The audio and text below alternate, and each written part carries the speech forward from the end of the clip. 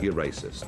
In fact, if you even criticise any element of the immigration policies of the last two governments, you're racist.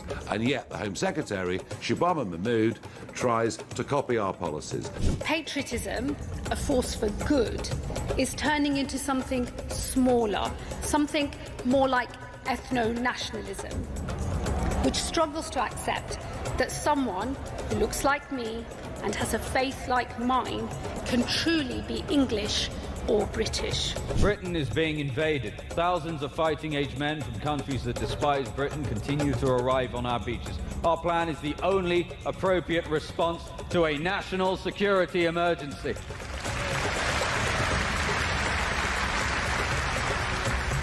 Immediate removal. Deportation is the ultimate deterrent.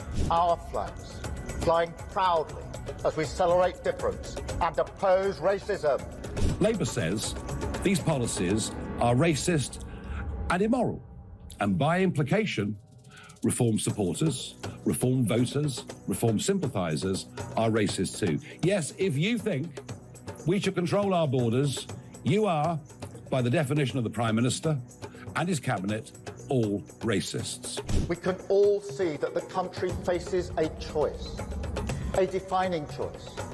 Britain stands at a fork in the road. We can choose decency, or we can choose division, renewal or decline. To accuse countless millions of being racist is a very, very low blow. Why? Well, this language will incite and encourage the radical left. I'm thinking of Antifa and other organisations like that. It directly threatens the safety of our elected officials and our campaigners. And frankly, in the wake of the Charlie Kirk murder, I think this is an absolute disgrace.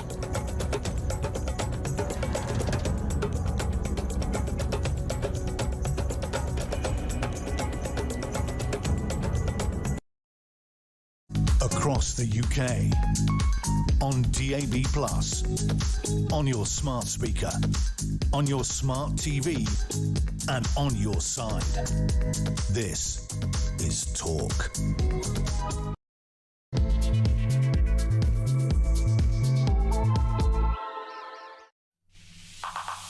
Good morning, welcome to Talk. This is Peter Cardwell with you for the next 3 hours. Delighted to be here as always. Loads to talk about. Shabana Mahmood, the Home Secretary, says some protests could be banned or restricted. What do you think about that now? Palestine Action, of course, was supported by hundreds of people who were arrested yesterday in central London. Is that the right thing? I think it is, of course, because they are a prescribed terrorist organisation. But are you worried about future protests and overreach of the state and what the Home Secretary could actually decide to do? It's a very interesting question. Should some protests be banned? We're asking that question this morning. I'd like to know your thoughts on it. 0344 499 1000. More details all the time coming out about the terror attack on Thursday. We'll be talking about that, of course, as well. We'll talk to the Shadow Home Secretary, Chris Philp, as well, about a plan by the Conservatives to deport 150,000 people a year, 750,000, I should say, by the end of the Parliament if the Conservatives are elected. But given that's highly unlikely, is it just the equivalent of, you know, planning a date with Jennifer Lopez? I mean, always good to have a plan, but is it actually going to happen? We'll talk to Lord Walney, the former government advisor on political violence and disruption as well. We'll also talk to, on our debate desk today, we've got two new panellists, Sebastian Rees, who is from the IPPR, the left-wing think tank, and also Amar Johil, the former government lawyer who you've loved having on, talking about the law and migration over the past few weeks. So we've invited him on the debate desk this morning. Loads to discuss. I want to make sure you get your voice on the air between now and 1 o'clock. 0344 499 1000 is the number to call. You can text me 87222 with the word talk in your text. You can tweet me at talkTV. Follow me at Peter Cardwell. You can send me a voice note, less than a minute please. You can send me a WhatsApp text message or give me a ring, all on the main number 0344 499 1000. Let's get started. Let's hear your views between now and 1 o'clock here on Talk. Well, Shabana Mahmood is the Home Secretary. We invited her on the programme this morning, but she said she didn't have time. She has spoken to Sky News, and I'm really interested in terms of what she's saying about restricting protest. This is what the Home Secretary told Sky News earlier today. We'll be making explicit is that cumulative disruption, that is to say the frequency of particular protests in particular places, is in and of itself a reason for the police to be able to restrict and place conditions. That is to say they can move them to a different place, they can restrict the time that those protests can occur on. So that will unlock all of the broader measures that the police can already do on protests. I'd also highly recommend, if you're heading out to get the papers this morning, get the Sunday Times, because there's a really brilliant and very chilling article by Matthew Syed on the front page, actually, about the fact he went down yesterday to the protests in central London, the pro-Palestinian protest, and the reception he got was horrendous. People wouldn't answer his questions, they abused him, and they said he had an agenda. All those kind of things, and they didn't seem to care about the deal with the hostages at all. That's something we'll be talking about later on in the programme, because there may well be a deal to get the hostages back, end the war in Gaza. That could be pretty close, and hopefully all those hostages back by the anniversary of the 7th of October 2023, which is of course on Tuesday. There's a big rally in London at Trafalgar Square again today at 2 o'clock. I'm going to head down to that. Lord Walney is with us now, John Woodcock. He's the former government advisor on political violence and disruption. John, thank you for joining me today. I wonder, just before we get into all the different aspects of this, what you think of the idea that Shabana Mahmood has to restrict protests if there is, as she puts it, cumulative disruption, saying that they could be moved or restricted. What do you make of that? Is that fair? Is that reasonable in terms of the hundreds of people arrested yesterday who were in support of the proscribed terrorist group Palestine Action? Well, I'm really pleased that Shabana is moving in this direction, because it's one of the key recommendations of my review, which I handed into the government over a year ago now, and I have been pushing ministers on this particular issue since the review was published. The cumulative impact of having a march week after week in central London, in other parts of the country, has been deeply intimidating for many British Jews. There are many Jews who have simply decided not to go into central London on the days of the march. It's had a major impact upon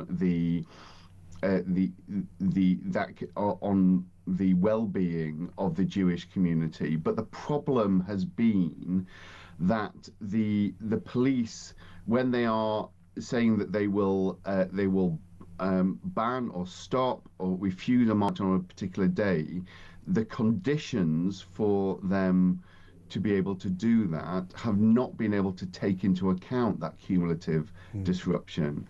So if that is going to change, it's really good news. The one thing that I think we are going to need to look at, and I hope that Shabana, when this week, will sit down with her officials on, is it's not going to be enough to simply talk about placing conditions on the march, which is what she's doing at the moment, because actually the law does already include cumulative impact when conditions are placed on a march. What we need it to do is to be able to apply to the police recommending that a march doesn't go ahead at all. That's in a different part of the Public Order Act, and it's really important. So the cumulative aspect is actually there already, begging the question. I'm not asking you about this necessarily, but I mean, people may well say, why not just have used that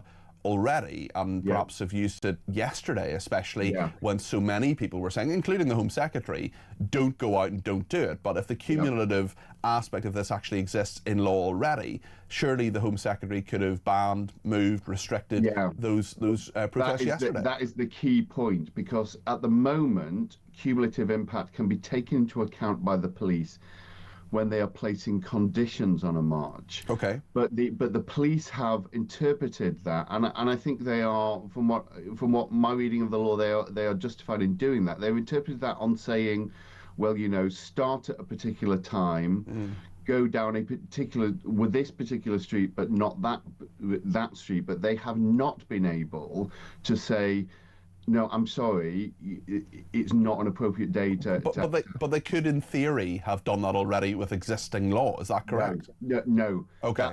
That's the point. They can, okay. The law, as it stands, allows them to put conditions on a march. Right, but not to ban it outright. Not allow them to stop it, and that's very helpful, John. We've been trying to kind of work that out actually for a little while, and I don't think the Home Office have actually been particularly helpful in all of that. But anyway, I wonder. I mean, a lot of our viewers and listeners are going to be worried not about Palestine Action and people who support them, but about other marches, about the fact that this could be used to restrict civil liberties. Have you got worries about that? Or actually, is this just reasonable, and are there safeguards here? It's certainly really important that there is a proper balance, and that the right to protest is upheld, that people can get out on the street when they want to and make their point. And I think you can change the balance, and I think it's common sense to do that, because I think for most people, they will absolutely believe in people's rights to have their say, but that doesn't mean it needs to be, you know, every single weekend. It does, and there are times like this weekend when it was just not appropriate to have people out on the street angrily shouting about Palestine when British Jews were still reeling, and the police were at full stretch in being able to protect synagogues from the risk of copycat attacks. And so, yes, I think we can change the balance and still uphold the right to protest. Talking about some of those arrests yesterday, Shabana Mahmood said this to Sky News. I have no truck with this argument that suggests that merely holding up a placard somewhere in central London somehow shouldn't have a police response. If you're supporting a proscribed organisation, you are breaking the law of our land. That organisation has been proscribed. It is an offence to show support for that organisation. People might not like that decision. They might have questions about the way that the anti-terror laws work in this country, but there is no excuse for holding up placards supporting a banned organisation that will always be met with a police response. I mean, I'm glad to hear that from Shabana Mahmood, because there are all these sorts of idiots on the left usually who say, oh, you know, this person's old, this person's disabled, this person is, you know, a young person, therefore they shouldn't be subject to the law. Those people know exactly what they're doing, and if your placard says support Palestine Action, if you just delete the word action and say support Palestine, you're within the law. So I have zero sympathy. What do you think, John? Yeah, exactly so. The fact that those people went out yesterday while Jewish people were still in shock from... And the rest of us as well, John. ...synagogue attack, that was a callous insult to grieving Jewish people, and it was entirely unnecessary. They have made their point, and the rules in Britain are quite simple. You absolutely have the freedom to protest against laws you do not believe in, and I have a difference of view with all of those protesters about Palestine Action. I think it's entirely appropriate, given their level of criminal sabotage, that they have been banned. They feel differently. They are entitled to feel differently. What you are not entitled to do in this country is to break a law that you don't agree with. That is not the same thing as disagreeing with the law, and it is a calculated deceit that they try to suggest that it is the fact that they are supporting Palestine that means that they are being arrested. The police do not want to be out having to do this. They have a responsibility to enforce the law, but they are dangerously overstretched at the moment. And that's part of this whole argument as well, of course, John, and you've made that point before. I just want to play one more clip from Shabana Mahmood, the Home Secretary. This is in regard to her response to the many people in Manchester on Friday who felt really aggrieved that the Deputy Prime Minister, David Lammy, was there. This is what Shabana Mahmood said about that. I think it's important for government ministers to attend those sorts of community events, even when it's difficult. We met people who were in deep pain. A true tragedy has occurred for a community that is very tight-knit and who are feeling extremely vulnerable. We hear and feel that strength of feeling ourselves, and it is why we are committed to dealing with anti-Semitism in all of its forms. When David Lammy was jeered, did you understand the anger of people against him? It was a peaceful jeering, it was a peaceful protest, but there were a lot of very strong allegations against him, including that the recognition of a state of Palestine was something that actually it did not help in any way. And indeed, people very, very angry and frustrated, of course, as so many Jewish people are, with how they've been treated, not just by this government, but by other governments previously since the 7th of October and before that. So many Jewish people in Britain are just feel deeply wounded by the hardening of attitude of the British government in recent months, and for many the decision to symbolically recognise a state of Palestine while hostages are still being held by the people who committed the unspeakable, vile acts of murder, rape, desecration of civilians on the 7th of October 2023 was deeply hurtful. And it comes alongside a number of on their own small, but nevertheless adding up to a significant treatment of the state of Israel, holding it to different standards, treating it in a different way to any other state. And so I think that will have driven the frustration of many people who voiced their dissent to David Lammy. Are you hopeful? Are you hopeful, John, and for this peace plan? Do you think it might just work? Yeah, I think it can work. Am I hopeful? I have hope. This now rests on Hamas, as actually the whole conflict has for the last 2 years, and yet we have been, the West has had this laser-like focus on putting pressure on Israel. It's now down to people to pressurize Hamas to accept this so that the hostages can come home and the war can end. But clearly that is on the table at the moment, and let us pray that it can happen. Okay. John, thank you. That's John Woodcock there, Lord Walney, former government advisor on political violence and disruption.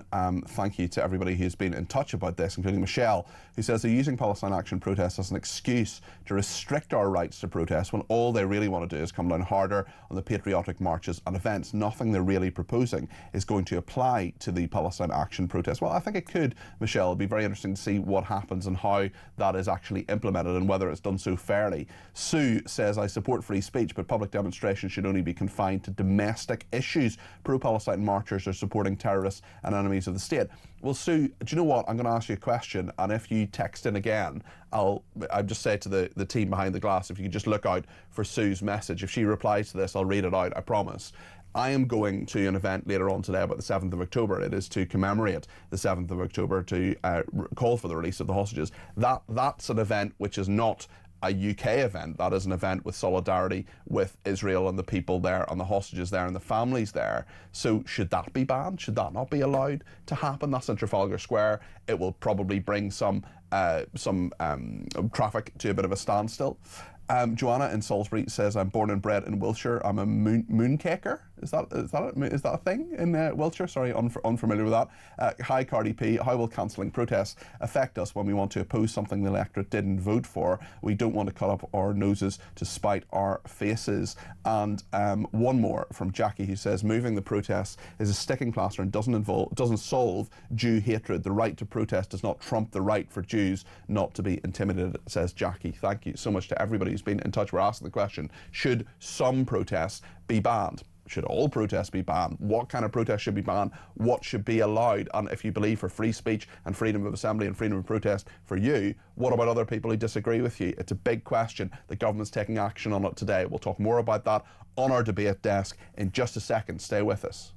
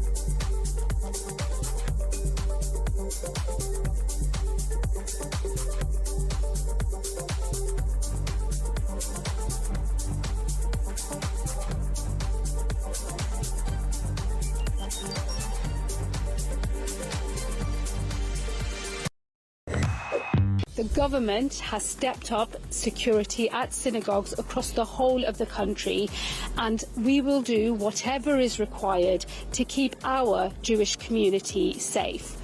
I know that there are many questions that are still to be answered, and rest assured they will be answered as quickly as possible. What I do want to say is, to those who seek to divide us, they will fail.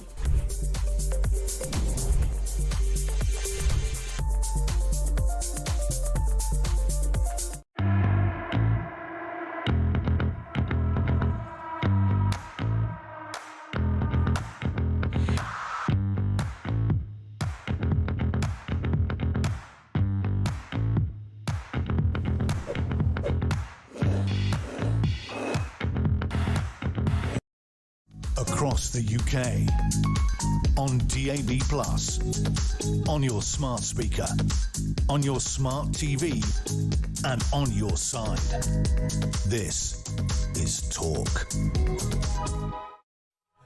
Anthony in Bristol's been in touch and says, "Hi Peter, great show as normal." Thank you, Anthony. "Why is that police allow counter demonstrations on the same day and in the same area? This is just asking for trouble." Another person says, "We should not ban these modern day black shirt marches. They have lost the moral high ground and people aren't ignoring or buying into left-wing propaganda. Violence will break out eventually." Jane says, "You probably won't be able to protest unless you have digital ID." And John in Lincolnshire says, "As a Northern Ireland citizen, I'm fairly sure the government banned plenty of marches where you grew up." John, you're absolutely right, and that was a bone of contention at many, many points. Penny in Essex just finally says, "To break up those moronic protesters who are breaking the law, the water cannon would work. That would soon set them running and lessen police numbers," says Penny. Well, Shabana Mahmood has been around today. She is the Home Secretary. We did ask her in this programme, but she said she didn't have time. We're asking the question, should some protests be banned? What should those protests be? Should they be banned? Should they not be banned? What's your view on all of this? Let's just remind ourselves of what the Home Secretary has been saying about conditions, restrictions, the cumulative aspect of this, and then we'll go to the debate desk in a second. Let's hear what the Home Secretary's been saying. I will be making explicit is that cumulative disruption, that is to say the frequency of particular protests in particular places, is in and of itself a reason for the police to be able to restrict and place conditions. That is to say they can move them to a different place, they can restrict the time that those protests can occur on. So that will unlock all of the broader measures that the police can already do on protests.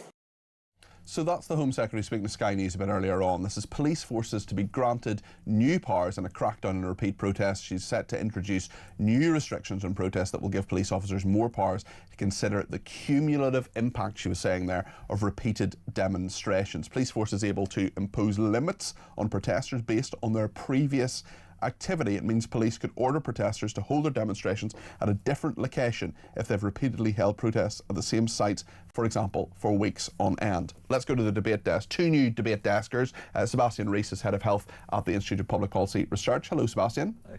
Good to have you on the debate desk. And Amar Johal, former government lawyer, no stranger to this programme, but first time in the debate desk. Great to have you in the studio. Thank you, Peter. Amar, from your perspective, is this something you welcome? Do you have concerns? What do you think? In terms of the Mahmood proposal, yes, so there has been a feeling that these protests consistently since October 2023 have been unfairly policed, as in they've been given a lot more leeway than comparable demonstrations. So the government mounted on what has been a really inefficient way to deal with it, which is prescribing Palestine Action as a terrorist organisation under the Terrorism Act, which means that there's been people in wheelchairs holding placards being arrested. The police have had to arrest anyone holding these signs. It's been a very inefficient way to crack down on what people want to see, which is the Home Secretary or police forces having greater powers to stop. It also stretches the police a lot, doesn't it? They need a lot of officers to actually do that, a load of paperwork to fill out when you're arresting hundreds of people. Yeah, but I mean, just on that, it's Shabana Mahmood's proposal seems to be once again pushing the decision onto the Metropolitan Police. I would argue in this situation, the Home Secretary herself needs greater powers to direct the police to stop marches that have become problematic from the public's point of view. Sebastian, your perspective on this? So I'm not going to pretend to be an expert on the existing legislation around protest powers. That's okay, neither am I. But I agree with Amar that the current approach is clearly ineffective in this regard. And I think when people see the footage of a blind man or someone in a wheelchair still breaking the law, detained, but I think there's probably discomfort with that, and there's also a kind of question of whether this is the most effective way in which we can police this. I think a different approach is needed. I think stepping back a little bit, there's a kind of first principles question here, which is about how you write this kind of legislation. And I think when it comes to police powers that might have significant implications for civil liberties, we do need to take a step back and say, how quickly do you want to do this? I think for many of your listeners, they will see what's happening at the moment, particularly in the last few days in terms of Palestinian kind of pro-Palestine activism, and say, well, wouldn't it be nice if we were in a situation situation in which we could just stop this kind of continuous protesting.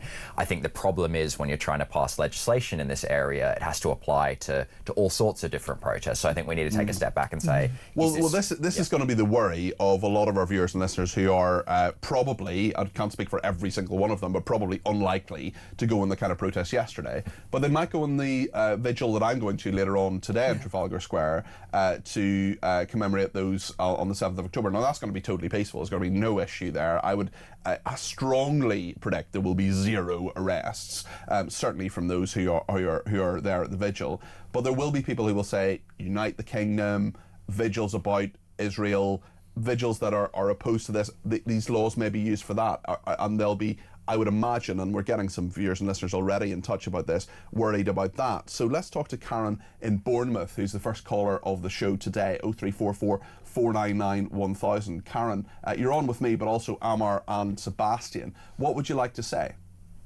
Hello, everyone. Hi there. Firstly, to the people of Manchester, I'm so sorry they've had to go through that. But also, I'd like to say that when they had the Southport riots, Keir Starmer came out, he set up quick court to get everybody in jail as quick as possible. When there was the demonstrations on Thursday night at all the train stations and stuff, he didn't say a word. The government, since they got in, have consistently made decisions that go against the interests of our country. And finally, that when Lord Hermer couldn't be bothered to sign the warrant thing this is the process in regard to kneecap, yeah. Yeah, he couldn't be bothered to sign it. That was basically giving permission for all these people. And Shabana Mahmood is, she's saying an awful lot without saying a thing. If she's going to do anything, the first thing she should say is no masks on any protest. The minute they've got things like from the river. And it's interesting, even a sergeant who is at a protest can make that decision to say that people shouldn't be allowed masks, and if they do, they can be arrested. Karen, just stay where you are just for the meantime. In fairness to Keir Starmer, he has said a few things about this. He hasn't said a huge amount about the protests, it must be said. Let's get the views of our debate desk panelists, and then Karen, I promise you, I'll come back to you. Sebastian first, just reflecting what Karen's saying there. Yeah, so I think there's a set of circumstances that Karen talks about where clearly the law has been broken, and there's a question about how kind of quickly do we act on that, which I think is separate from the issue which is at play here, which is really about what it means. It's maybe a separate issue, but there's a very strong perception of two-tier justice here, and the fact that those who were breaking the law, and I have absolutely no truck with people who break the law, I'm not condoning this for a second, but Keir Starmer, when those riots happened after Southport, very quickly, action must be taken, people must not be bailed, and they should be, the full force of the law should happen as quickly as possible, whereas now we're just not hearing that from the Prime Minister. Yeah, to be fair, I think the situations are different in terms of kind of what has happened.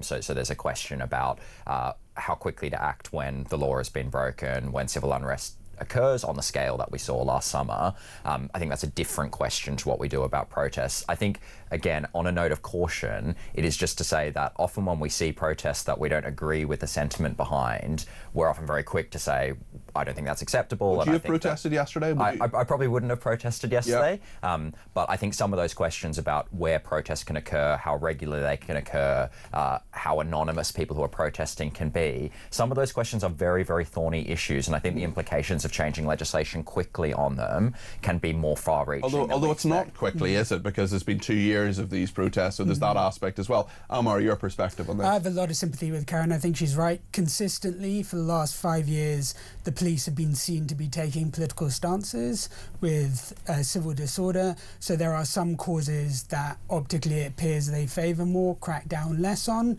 And then you've had layered on top of that the government action and the government response to Southport as compared to this. So you can understand why people have that perception of two-tier justice, and to a degree it is accurate.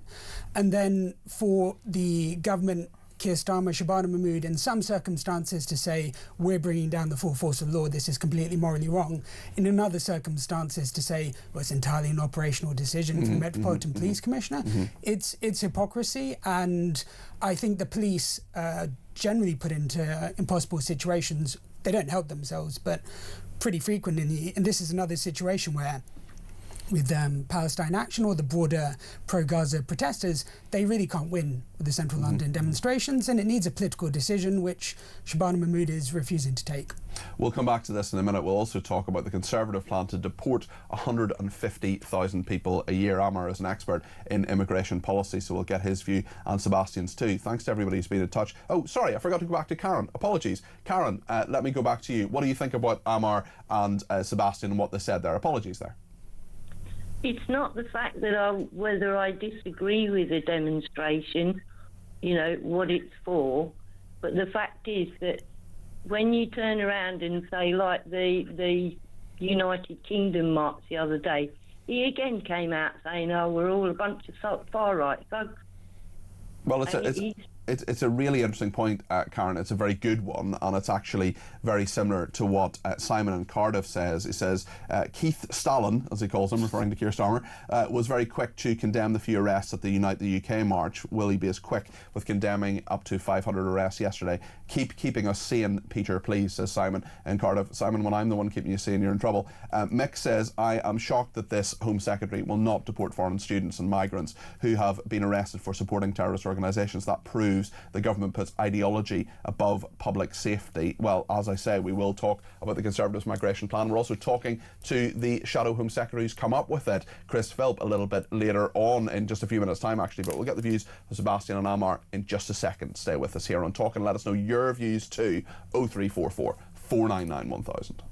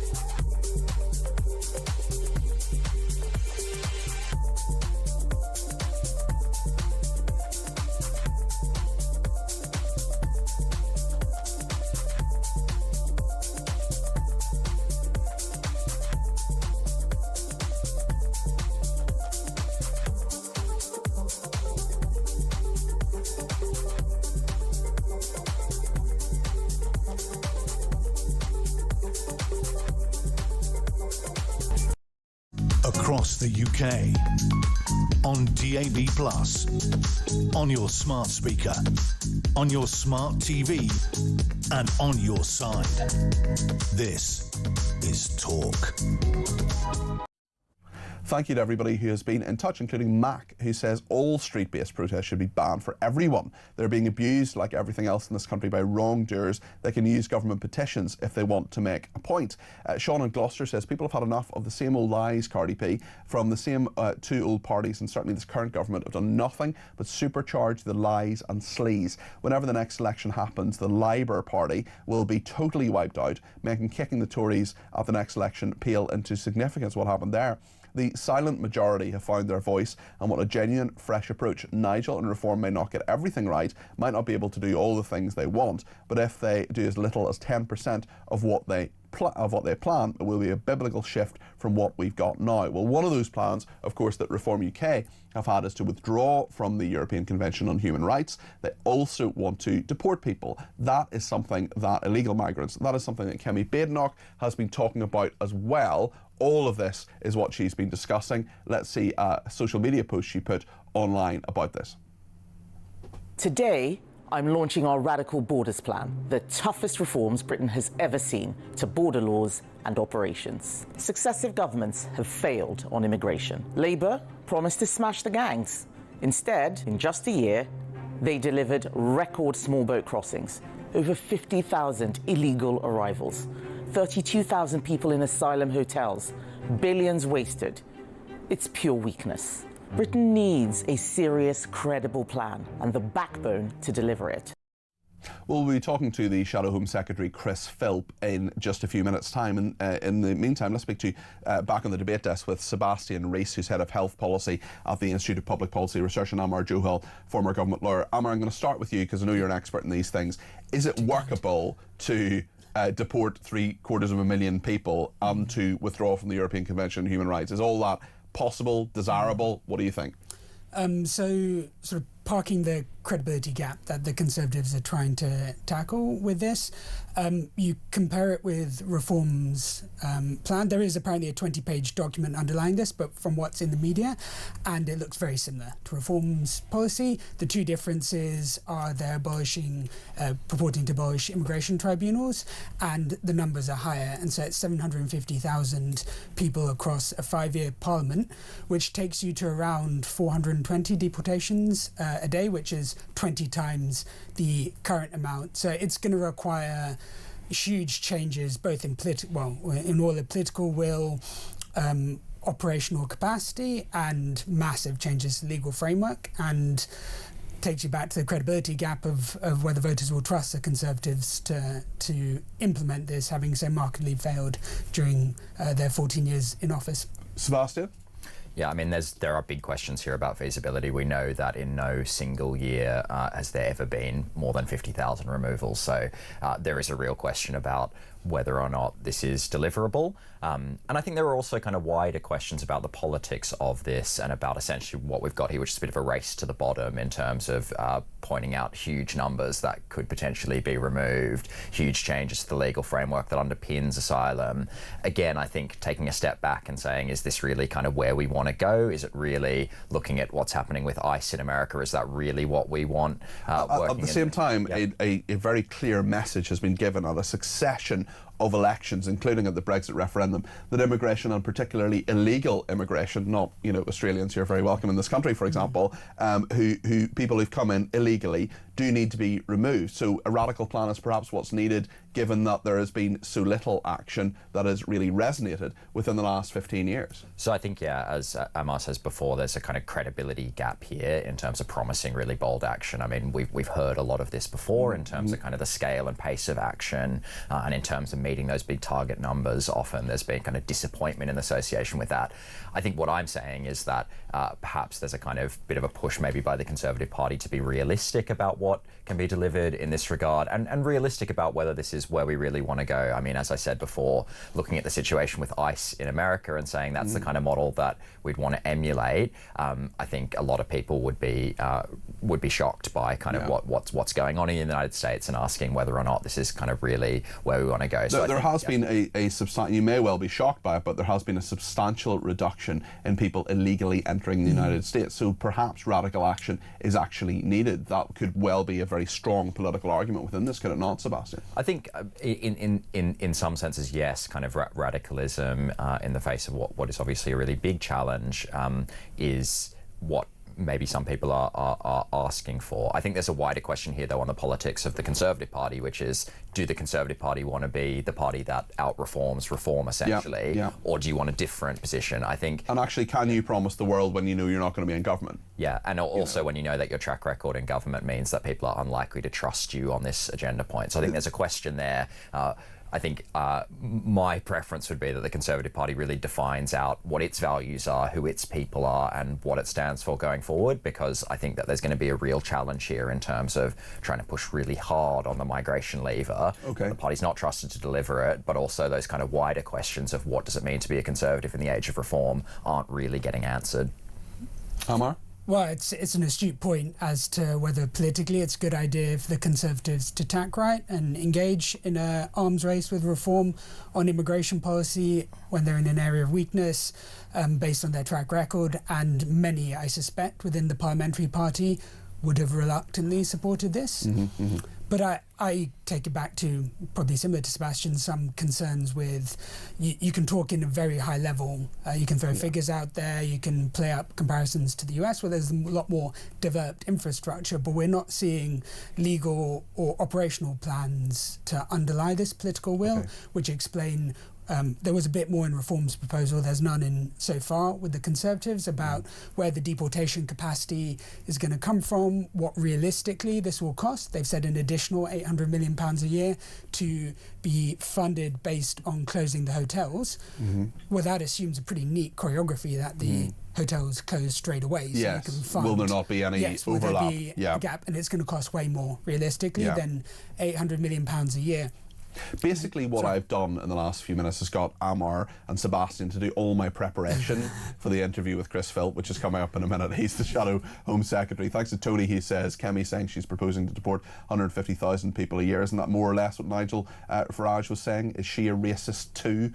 Says Sean with his tongue on his cheek. Another Sean says there's going to be so much focus on Israel to end the war, stop this and stop that, but it is not down to Israel. Hamas started it, they can end it. If Hamas released the hostages and laid down their arms, the war would end. So why is all this pressure on Israel? They're only defending themselves. We will talk about that with Chris Philp and indeed with our debate desk panellists in a few minutes' time.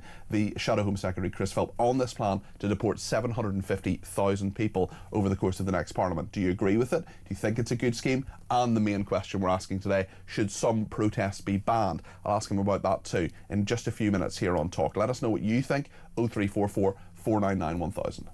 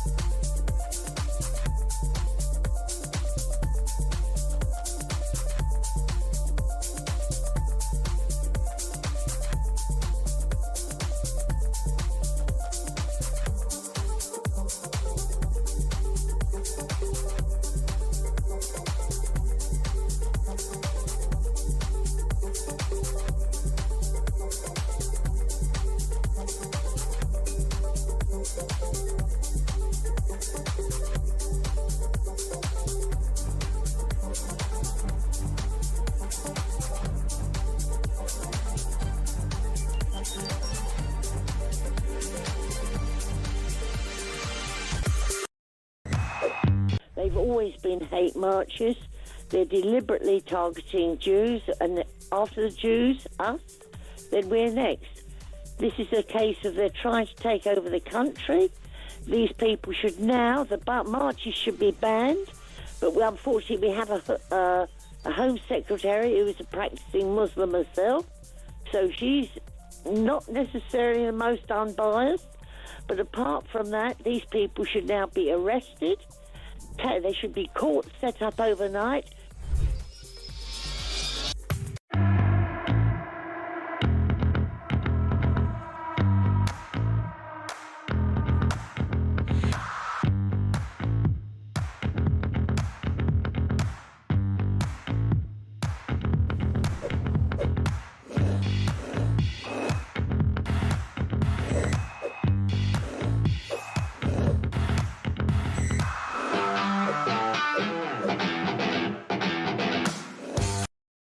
Across the UK, on DAB+, on your smart speaker, on your smart TV, and on your side. This is Talk. Michelle has been in touch and says, I would say these are not protests anymore. They happen too frequently and are intimidating, borderline harassment. They aren't protesting anything we have control over. They're Islamist in nature with black flags. They're not policed like Jewish or patriot marches, says Michelle. Well, listen, is a really good article in the Sunday Times today by Matthew Syed about the nature of these protests. People he was talking to yesterday who didn't care about the hostages, who simply wanted to be pro-Gaza and in some cases pro-Hamas. And those people, if they are pro-Hamas, should be arrested. James says, I would love an ICE-style force in the UK, says James. So we're talking about migration as well. Let's talk a bit about not just the protests, but Israel and whether there could be a peace plan there. Sebastian Rees and Amar Johal are still with me. Sebastian, there does seem to be some serious hope here. We seem to be in a position we haven't been in at any stage for the last 2 years here. What are your hopes for peace in the Middle East? I know you're an expert on the area. Look, in background on this, after the horrors of October 7th, after now almost 70,000 deaths in Gaza, the entirety of the Gaza Strip being on the brink of starvation, what we need now is peace, and this deal looks to be not a perfect deal, but just about close enough to be able to get that. It fits the two central conditions of both sides. So on the Israeli side, freeing the hostages, and on the Hamas side, or on the kind of wider Gaza side, on bringing about peace or bringing about a ceasefire. So I think our hopes are that this conflict ends.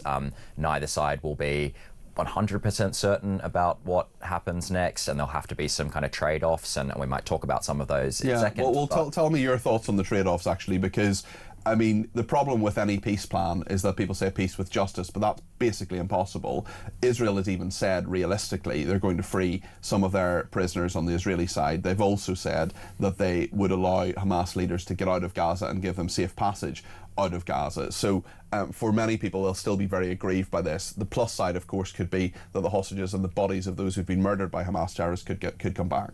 Yeah, look, I mean, I worked in the Middle East for a few years, and the kind of ultimate lesson in all of this is that that often when we get a very hopeful set of resolutions, that at the last minute things get pulled. So I think we should be very cautious about saying kind of we're now in the home straight in terms of peace negotiations here. But I think there are a few contentions still. That issue about prisoner releases, particularly on the Israeli side, about returning prisoners who are associated with Hamas, who've been given life sentences in Israel.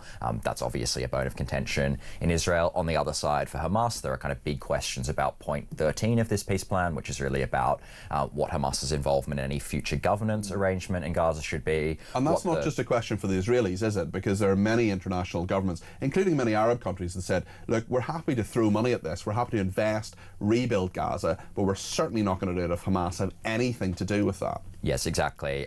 But at the same time, obviously, for Hamas's leadership, which, by the way, is extremely fractious. I mean, there's big distinctions between what Hamas leadership in Gaza are saying versus what Hamas's kind of more international leadership are saying. saying about the kind of scale and pace of disarmament, the involvement in a future peace process, those things could come to undermine this deal. But look, ultimately, I think this is probably about as good as each side is going to get. It's going to require some political bravery and courage from both sides. It's going to require some trade-offs that previously would have been difficult, but I think if it's the path towards a more sustainable peace in Gaza, it will allow humanitarian aid and assistance to get into a situation where it's desperately needed. It will hopefully broker a ceasefire. Although there has been a lot going in, and more, I think, than a lot of the international media have been reported, the 70,000 figure as well. Look, I don't want anybody to die in Gaza. I really do worry about the humanitarian situation there, but those are Hamas figures. We just have to be a little bit cautious because I just don't trust them at all. Amar, what are your thoughts as we see this negotiation continue? I'd defer to Sebastian's expertise in this area. He does point out that there's 20 points to this peace plan, some of which are incredibly ambitious, and I think if just the first 3 or 4 actually get done in terms of a lasting ceasefire and IDF bombardment of Gaza, release of hostages, release of prisoners, and aid opening up, I think that'd be a hugely positive development.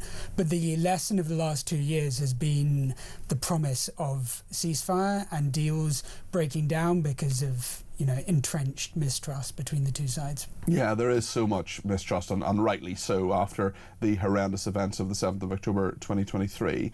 I was in Israel actually about 3 weeks ago, and there is just a sense, certainly from some of the military figures I was talking to there. Former National Security Advisor was someone I spoke to, and he said, look, this is existential. This is not about hearts and minds. This is not about convincing people that to be good neighbours. This is about an existential threat to Israel that continues and will continue even beyond this time. So is it just that uneasy peace that is the best they can hope for, Sebastian, do you think? I think that is the best that can be hoped for in the short term. We know that this conflict has deep historical origins. We know that, as you say, there's significant mistrust on both sides. I think the path in the future should be that this peace process is the first step in wider negotiations on kind of what the future political settlement looks like.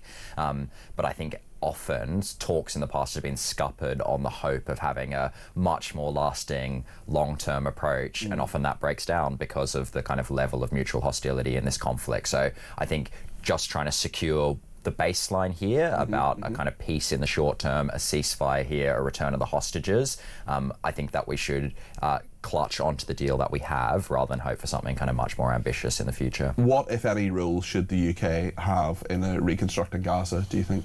I would say no role.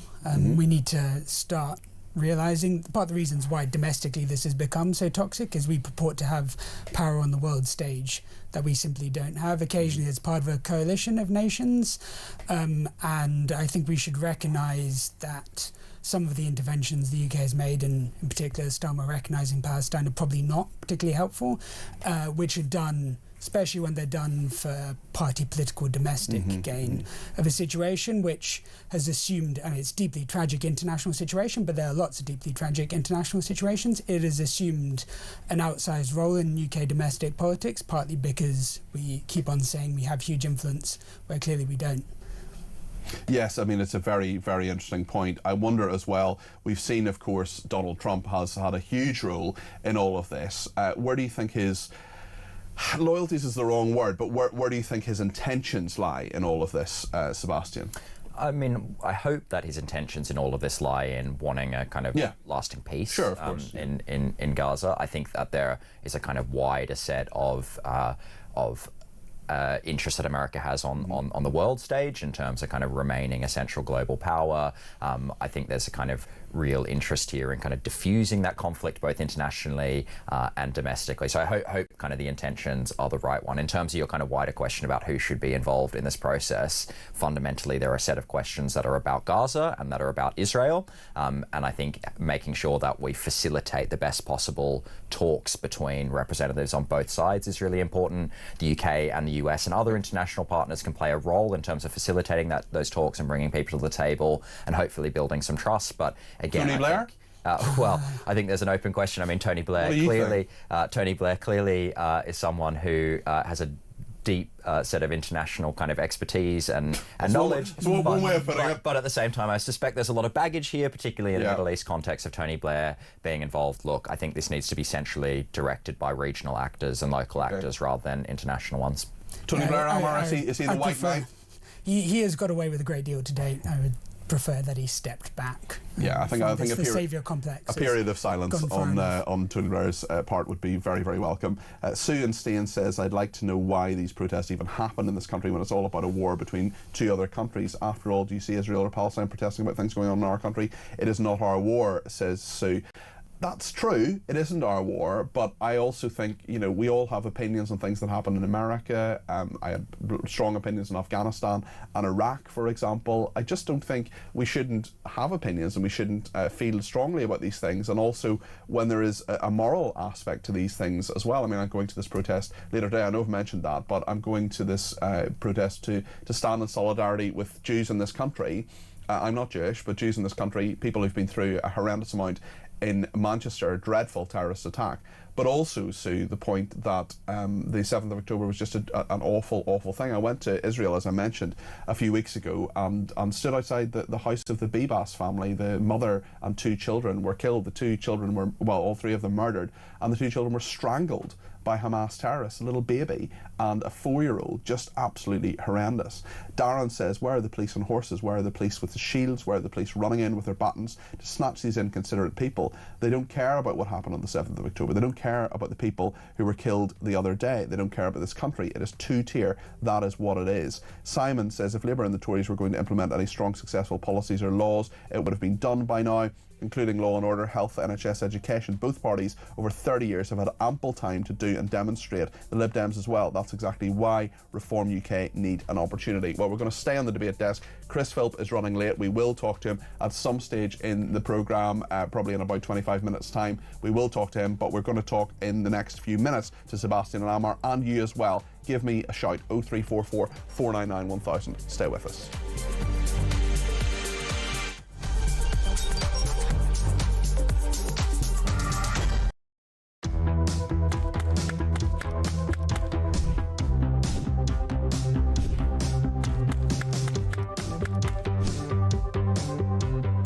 Is it transphobic to say only women have a cervix? Well, it is something that shouldn't be said. It is not right. A woman is an adult female, and the court has made that absolutely clear. I actually welcome the judgment because I think it gives real clarity. It allows those that have got to draw up guidance to be really clear about what that guidance should say.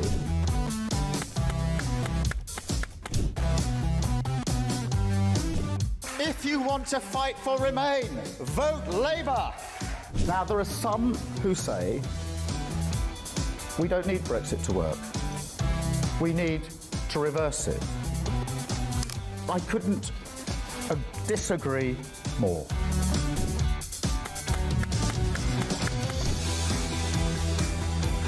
Day after day, there are new allegations of sleaze, of favours, of privileged access. And it's all very well the Prime Minister saying, well, say now, well, I'm paying for it. You've decided to repay £6,000 worth of gifts. Lord Ali is facing an investigation. I wonder how concerned you are that your biggest donor was not fully transparent. Are you saying you made a mistake? It was right for me to make those repayments. Thank you.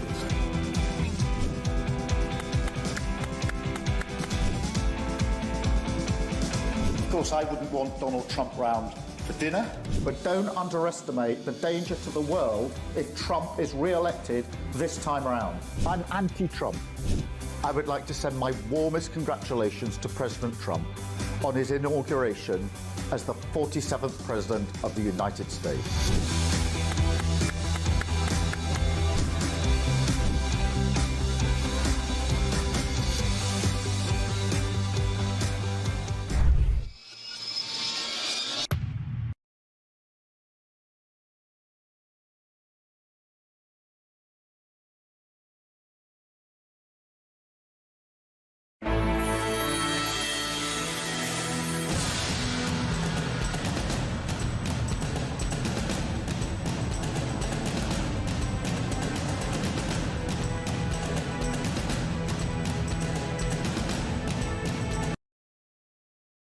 across the UK, on DAB+, on your smart speaker, on your smart TV, and on your side. This is Talk.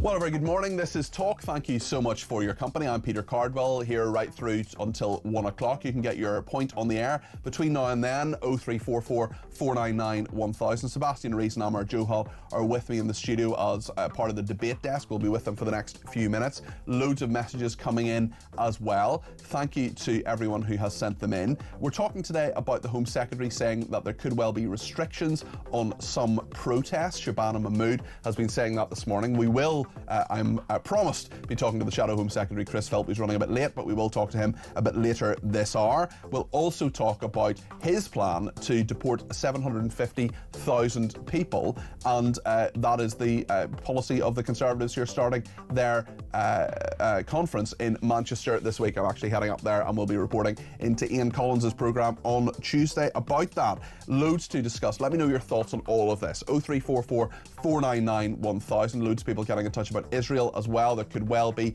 a peace plan there, and of course in reaction to the horrendous terrorist attack that happened on Thursday. You can text me 87222 with the word talk in your text. You can tweet me at talkTV, follow me at Peter Cardwell. You can send me a voice note, less than a minute please. We'll play some of those in a minute or two. 0344 499 1000. We will also take your text messages via WhatsApp, and you can give me a ring, all on the main number 0344 499 1000. Stay with us here on Talk.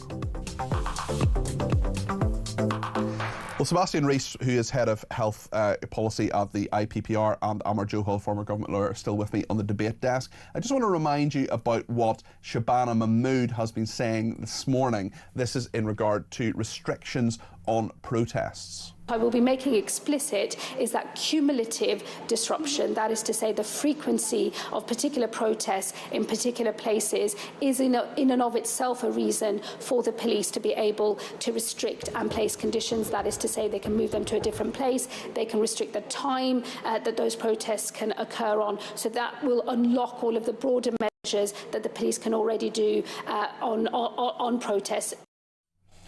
Very good point from Leslie. He says, so Mahmood wants to ban protests she went on. Does this include protesting against a certain supermarket? Had Shabana Mahmood had time to speak to me this morning, and I did ask her, we did ask her to speak to us, I would have said, would you have banned the younger Shabana Mahmood from the protest she was on? Another person, Jacqueline in Liverpool, says, I think any protest that waves the flag of another country should be banned. I know British Jews would not have a problem with that. Well, they might want to fly the flag of Israel, for example, at the event I'm at later on today, this vigil. I would expect the flag of Israel will be there. So what do you think about that, Jacqueline? The pro-Palestinian people would have a problem with it. I've never ever seen thousands of protesters bring cities to a standstill, waving the UK flag in any country I've been to. These are pro-murder, pro-hate marches, and they need to stop, says Jacqueline. Well, we've talked about that. We're going to continue talking about that. In fact, we're going to speak to the Israelis. Alex Gandler is a spokesman for the Israeli embassy in London. We're going to talk to him in a few minutes. But back in the debate desk with Amar Johal and Sebastian Rees. Just a couple of extra stories I want to talk about. One is this front page of The Sun on Sunday. 3 pads to free ride. This is Angela Rayner sparking new fury, the paper says, by allowing her lover to be ferried around in their taxpayer-funded BMW. She was, until a few weeks ago, the Deputy Prime Minister, of course. She had protection officers, still does, who've been seen lugging boxes and bags for Sam Tarry. He's a former MP, but she was not there. This is certainly not. I worked as a special advisor for 3.5 years. I worked for 2 protected ministers, the Northern Ireland Secretary, 2 of them actually, and a Home Secretary, and believe me, no one was allowed to take their cars with their protection officers except them. They couldn't just drop you off somewhere or give you a lift or whatever. It was for them specifically. Sebastian, what do you make of this? Yeah, I mean, look, on a day that we're talking about Israel and Palestine, significant questions about the future of protest rights, this is not a huge story in the grand scheme of things, and I think we're still awaiting details on exactly what's going on. But it feeds, I mean, there are a lot of details in the Sun on Sunday. It does feed into this narrative that a lot of people feel that there's one law for us and one set of rules for other people, including Angela Rayner, who broke the rules. And I agree. I think that we know that scandals like this over expenses, over misuse of government-funded, not perks, but things that we expect for ministers and secretaries of state, that those have huge knock-on effects in terms of public trust. I mean, we all remember the expenses scandals.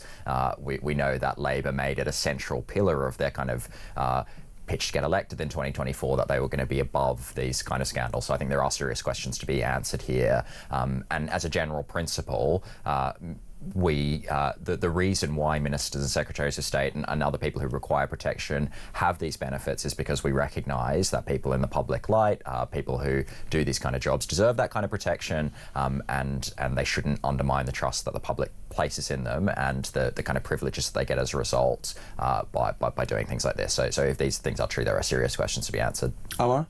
Yeah, so there's a particular problem with Angela Rayner because she went so hard on the Conservatives when she was in opposition, saying this is all reprehensible, they're abusing all these various perks, and her behaviour has been no better since the Labour have come to power. Actually, it's been significantly worse, particularly around the stamp duty scandal. You see the Conservatives laying into Rayner for this misuse of the security arrangements. Are we sure they're not going to do exactly the same thing if they win the next election? Yeah. I think the problem with expecting our politicians to be whiter than white and not human beings who are fallible is it sets public expectations to a level which human beings, especially the type of human beings who are attracted to politics, don't meet. That's a very, very fair point. Thank you both very, very much indeed for being on the debate desk today. Amar Johal, former government lawyer, and Sebastian Rees, who is Head of Health at the Institute of Public Policy Research. Sebastian and Amar, really appreciate you being with us. I want to talk now more about the Middle East. We'll be talking about that, of course, to some degree this morning. And Alex Gandler is the spokesman for the Israeli Embassy in London and joins us now. Alex, thank you for your time this morning. I know you're just new in the job and appreciate your time. Tell us your thoughts on how close we are and how close Israel is to a deal, do you think? Good morning, Shalom, Peter. Yes, we're getting quite close. Prime Minister Netanyahu went yesterday on Israeli national TV and said that we're very ready to make this deal. We're very ready to have our hostages back. Our negotiation team is supposed to fly out to the negotiations either today or tomorrow. And in terms of what happens next, I mean, could we see those hostages returned by Tuesday, by the 2-year anniversary of the horrendous terrorist attack visited on your country by Hamas terrorists? Well, we think that it might take a while because the Hamas scattered these hostages around Gaza, especially their bodies, the ones that were murdered on the 7th or in the last 2 years. They've been scattered around Gaza, buried, put into different houses. So it will take them some time to gather them all. But the Prime Minister yesterday said that we'll try and do it before the holiday of Sukkot, which is coming up pretty close a bit later on this week. So it's days, if not of just a bit more for us to receive the hostages and then move on to the second stage of negotiating towards a more final deal or arrangement. This is a really grim question, and it was brought up to me when I was in Israel a few weeks ago. It's a horrible thing, but I am going to ask you. This is in regard to the bodies of the hostages who've been murdered and are still, the bodies are still in Gaza. If the terrorists who buried those bodies, who killed and murdered those people, and the bodies have been buried, are now dead themselves, the terrorists, are you confident that Hamas actually knows where the bodies are to get them back? Well, this question sits with Hamas. They have a responsibility to return all the hostages, alive or dead. Hamas took them. The responsibility sits with Hamas. We're not lenient on having the hostages back, and will not have any excuses to, oh, I'm sorry, we can't find them. That is not a viable excuse for us. Every hostage for Israelis, really, and both in Jewish tradition, but also the ethos of the state of Israel is leave no one behind. We bring everyone, alive or dead, back to burial in Israel. it's a closure for their families, and it's a closure for the country as well. So there will not be any leniency towards that. What is the future of Gaza if this plan goes ahead, or some version of this plan goes ahead? What involvement would Israel have? You withdrew, of course, in 2005. In fact, every single Israeli, every Jewish person left Gaza. You left Hamas. They were elected in an election which, of course, many people question the legitimacy, or at least the fairness of. And less than 20 years later, they visited a horrendous attack on your country and didn't use the many billions they were given for the welfare of their people, but to build a vast network of tunnels. I wonder what the future of Gaza is: rebuilding it, making sure that the people there who are innocent civilians have a reasonable life. What does that actually look like? We'll be very happy to see the Palestinians in Gaza have a good life, not a decent life, but a good life. Our goal for them was for them to become the Singapore of the Middle East. That was more than 20 years ago, when Israel withdrew completely, as you very rightfully said. And we would like to support the idea that Palestinians will have a life of dignity without Hamas, without this terror organization that has been using the people of Gaza as human shields for their malevolent ideas and their radical Islamic ideology. We welcome all countries that have come forth and accepted this peace agreement or peace plan presented by President Trump. And I think their involvement as well will be very crucial in guaranteeing both that Hamas is not there, and that the people of Gaza that have been receiving those billions and billions of taxpayer dollars from the West will receive them to viable projects, rebuilding Gaza, building a stable society, building something for the future of the children of Gaza. Who should run Gaza? Tony Blair? The Palestinians? Who should run it? Well, for the meantime, we don't see how the Palestinians can run themselves. Not in Judea and Samaria. The Palestinian Authority is a corrupt body that is currently not able to run its own institutions, or the Palestinian society where it's safe and secure. Not to talk about Gaza, where there's much strife. So the Palestinians are, at the moment, unfortunately for them as well, are not a viable option. We do see a coalition of other countries that is ready to step forward and run it. Moderate Muslim countries from around our region. Tony Blair, absolutely, it's a good option if he will be appointed by President Trump, who leads this Board of Peace, to run it, or at least to manage it in some sort of bureaucratic way. It doesn't mean he'll be the viceroy of Gaza, but it does mean that he will have a hand in order to gather more coalitions from European countries and the UK in order to run Gaza in a more sustainable way. So yes, we welcome good partners that mean well and can work with both sides.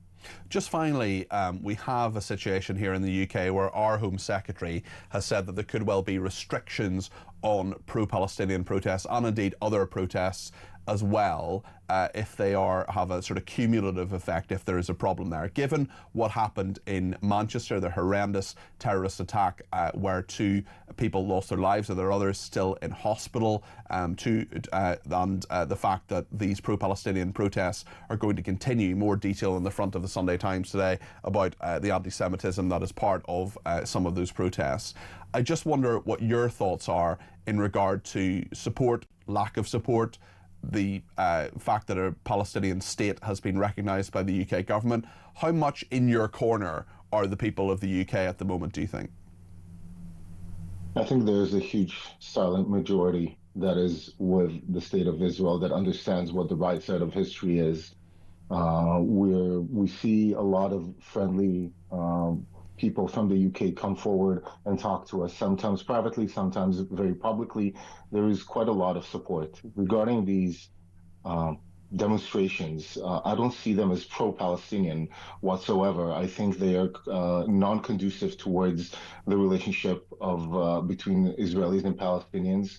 What they're looking for is actually to make just noise, basically.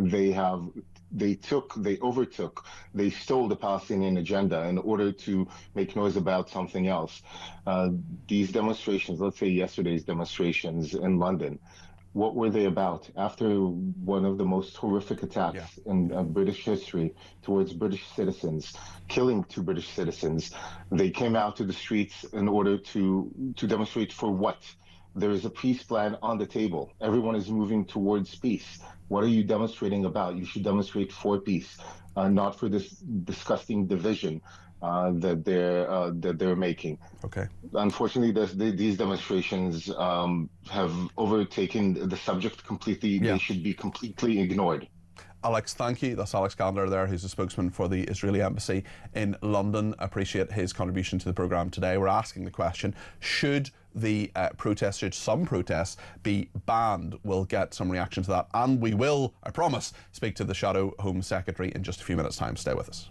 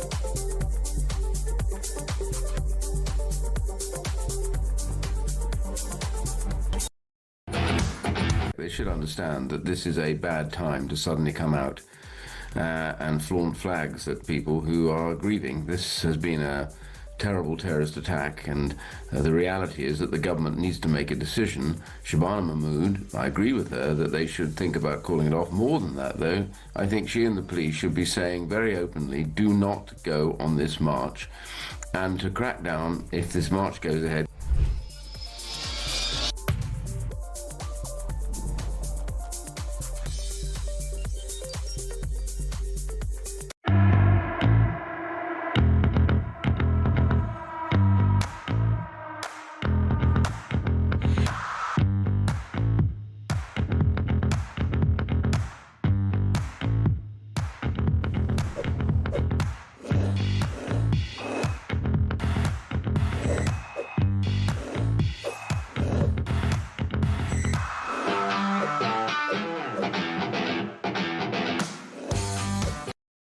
Across the UK, on DAB+, on your smart speaker, on your smart TV, and on your side. This is Talk. Paul is on the line from Hartlepool. He's given me a ring on 0344 499 1000. Paul, you're very welcome to the programme. What would you like to say today? Peter, what I'd like to say is when there's football matches and everything, big crowd, the police are financed by the taxes they take from the football stadium and that. right? But all these other massive big crowd, who finances them? Yeah, well, that's a very good point, actually, because those football crowds, of course, the football teams have to pay for the extra policing, don't they? Yeah, that's it, yeah. Really good point. Well, I if the organisers, the Palestine Solidarity Committee and others want to stage a protest, maybe they should pay for the policing too.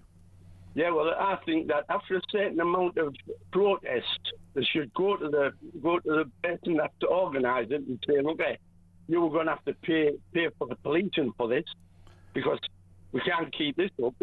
Why should the British? I think that's a perfectly fair point, Paul, and thank you for it. That's Paul in Hartlepool there. Kevin's in Dorset. Kevin, you tell us your thoughts this morning. I think you want to talk about Tony Blair. Yeah, I do. I'm very suspicious. Gut instinct, call it whatever you want. Well, I think your gut instinct is based on facts, to be brutally honest, Kevin. I mean, we know his record. The record is not good for Tony, and the reason I speak as I do, I'll be careful what I got to say. When Mr. Blair left his office, he was saying to people it was, he didn't announce where he was going to move to until afterwards. But I have first-hand proof that he totally orchestrated his departure and where he left to, because a company which printed a load of information for him was sworn to secrecy, that they couldn't let anybody know what was going on. Was this when he left as Prime Minister, or? Absolutely, yes. Okay, when he left okay. as Prime Minister, and where he was moving to, these nice residents and everything else. And these invites to all these people were printed up absolutely months before there was ever an announcement of him going anywhere. Interesting. So you don't trust him then? You don't trust him to run Gaza? No, I don't, because there will always be something in the background with Tony Blair, and there always was, and that was proved over his involvement with Bush and everything else. And I, as much as I want Gaza to work, and it needs someone who knows their stuff, I don't think he's the right man. I really don't. It shouldn't be someone who's got political views. It should be someone who is employed for the right reasons and not for the strings he can pull. Okay, thanks, Kevin. Really appreciate that. We're now joined by the Shadow Home Secretary, Chris Philp. Chris, good morning. We are talking about all sorts of things, but I wonder if you could tell me and perhaps outline your plan to deport 750,000 people if you become Home Secretary and if the Conservatives get to government. This would ramp things up by about 20 times the number of deportations that happen at the moment. At the moment, it's about 420 a day. How are you going to times that by 20 to get rid of 750,000 illegal immigrants over the course of the next Parliament? Good morning, Peter. So 750,000, you're right, over a Parliament. That's 150,000 a year, around about 5 times higher than the current departure rate. We do that by doing a couple of things. Firstly, we're going to clear away all of the legal obstacles that stop the government deporting people who arrive here illegally, for example, by small boat or other illegal immigrants, and the legal obstacles that prevent the deportation of dangerous foreign criminals. Now, that starts with leaving the ECHR, which, according to the 200-page report we commissioned from one of the country's top barristers, the ECHR is stopping the government, and I've experienced this personally in government. The ECHR is stopping the government from protecting our borders. But it's not just that. It's also things like banning asylum claims from people that come here illegally, getting rid of the immigration tribunal, where some of the judges have histories as open borders activists, ending immigration legal aid, banning judicial review for most immigration matters. By rewiring the legal system, we can stop the removal of illegal immigrants and foreign criminals being frustrated. That's the first point. The second point is to double the resources available in the Home Office from £800 million a year to £1.6 billion to focus on this task. And the third element is making sure that other countries do actually take back their own citizens who have no right to be in the all UK of that is a very or who are foreign criminals. All of that is a very tall order, Chris, and when you're talking about putting up the amount of money, you'll say you'll get that from closing asylum hotels. You can't just do that instantly, though, can you? There will be at least some overlap there, and I just wonder how credible this is when you were a Home Office Minister and you had 14 years to sort immigration and you did not. Well, the point about the time in office is that we were constrained by the ECHR and the legal system that I was describing a second ago, the Immigration Tribunal, Judicial Review, Immigration Legal Aid, and so on and so forth. And that is why we've come to this conclusion. Because we tried in government, we tried doing it the old way, and it basically didn't work. The Labour government are trying right now, and it's not working either. They've got gimmicks, but the number of illegal immigrants arriving so far this year is the worst in history. That is why a fundamentally and radically different approach is needed, which includes, or which starts with coming out of the ECHR, but goes much further.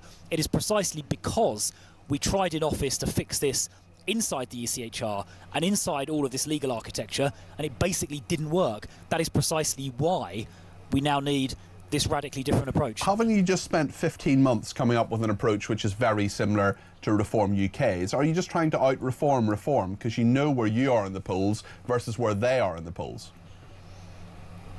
Peter, there is a massive difference between us and Reform. Reform have good slogans, I'll give you that, but they're slogans dreamt up in a pub and written on the back of a fag packet. They have a lot of support, Chris. Well, listen, they've got attractive slogans, I'll give them that, but they haven't done the detailed work. You saw a week or two ago when Nigel Farage made that announcement, and it basically fell apart within hours because he couldn't answer basic questions on his own announcement. What we've done here with the 200-page Wolfson report that we've just published, showing exactly how this country can leave the ECHR in a responsible manner, the borders document that I'm holding up now, a detailed plan to take back control of our country's borders. We've done the detailed thinking. Our plans are credible. The public can have confidence they will work in practice. I mean, you said take back control in 2016. Let me finish. Hang on, Peter. Let me finish the point. We have taken 9 or 12 months to formulate this plan. That is because we have done it properly. We've done the thinking. We've commissioned the top barristers. We've gone through the detail properly. And Peter, we are the only party.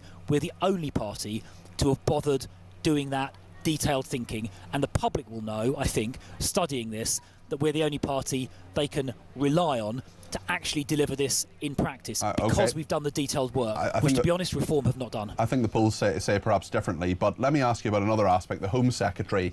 we only launched it this morning, Peter. Give us a chance. We've only had a day. Fair enough. Fair enough. We will let people react to it, Chris. I want to ask you about what the Home Secretary is proposing today, saying that cumulative protests that involve a lot of arrests could be restricted or banned. What do you think of that plan? Is it reasonable, and do you have worries for civil liberties, or actually is that just a perfectly reasonable idea? I think it is broadly reasonable. Frankly, it should have been done before now, because, you know, where there are repeated marches over a period of time, one should consider the cumulative impact, including whether particular other communities are feeling threatened or intimidated. It is reasonable to take that into account when, obviously, we support the right to protest and free speech, but one does have to, in some cases, balance the impact it has on others if the same protest is repeated again and again and again and again over a period of literally years. I would also say, since we're on immigration, that if someone is in this country who is a foreign citizen and they either incite religious or racial hatred, including anti-Semitism, or they express extremist views, or they express sympathy for terrorism as a means of achieving political objectives, those people who are not British citizens who do those things should be deported as well. Yet we saw Jihad al-Shami's father, for example, expressing support for Hamas on the 7th of October, on the day of what happened in 2023. The police didn't lift him. In fact, he faced no sanction whatsoever. So how can you reassure Jewish people and those who care about extremism in this country that any future Conservative government would actually properly crack down on these people? Yeah, well, what he said, glorifying the murder and rape of innocent civilians on a huge scale on October the 7th, 2023, glorifying that, celebrating that even, is absolutely disgusting. And as I said, anyone in this country who does that, who is not a British citizen, should be deported immediately. So I don't know what the immigration status of that gentleman is, that man is, but if he's not a British citizen, well, yeah, I he think he was given citizenship a number of years ago. Yeah. Well, there we are. But, and of course, actually, the Conservative government tried to remove. I think it was an Egyptian lady who had been. I think she may have been a student who was expressing. Support and was celebrating what happened on October the 7th. And when we tried to remove her, we were stopped on the grounds of the ECHR. People who are not British citizens and who express hatred or support terrorism have no place in this country. Final question, Chris. You're talking to us from Manchester, from Conservative Party conference. Is all Kemi Badenoch has to do over the next few days just try to get through this? Because she's under a lot of pressure, isn't she?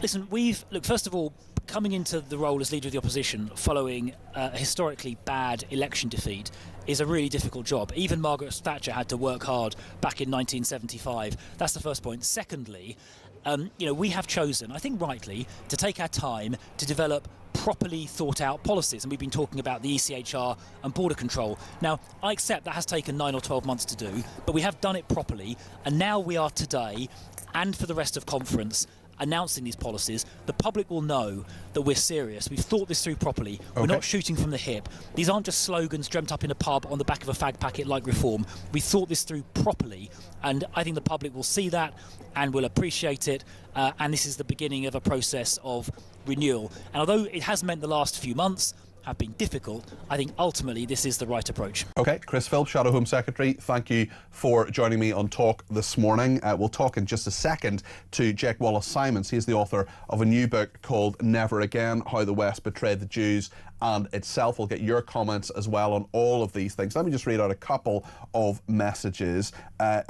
Kiki in Wales says, I think a better reaction to these protests would be for patriots to counter-protest en masse. As for the Jewish community, I think it's time for regular British people to offer up our services in protecting their synagogues. The same goes for any minority group that feels under threat. If the police do not have the resources, perhaps it is upon us to protect each other.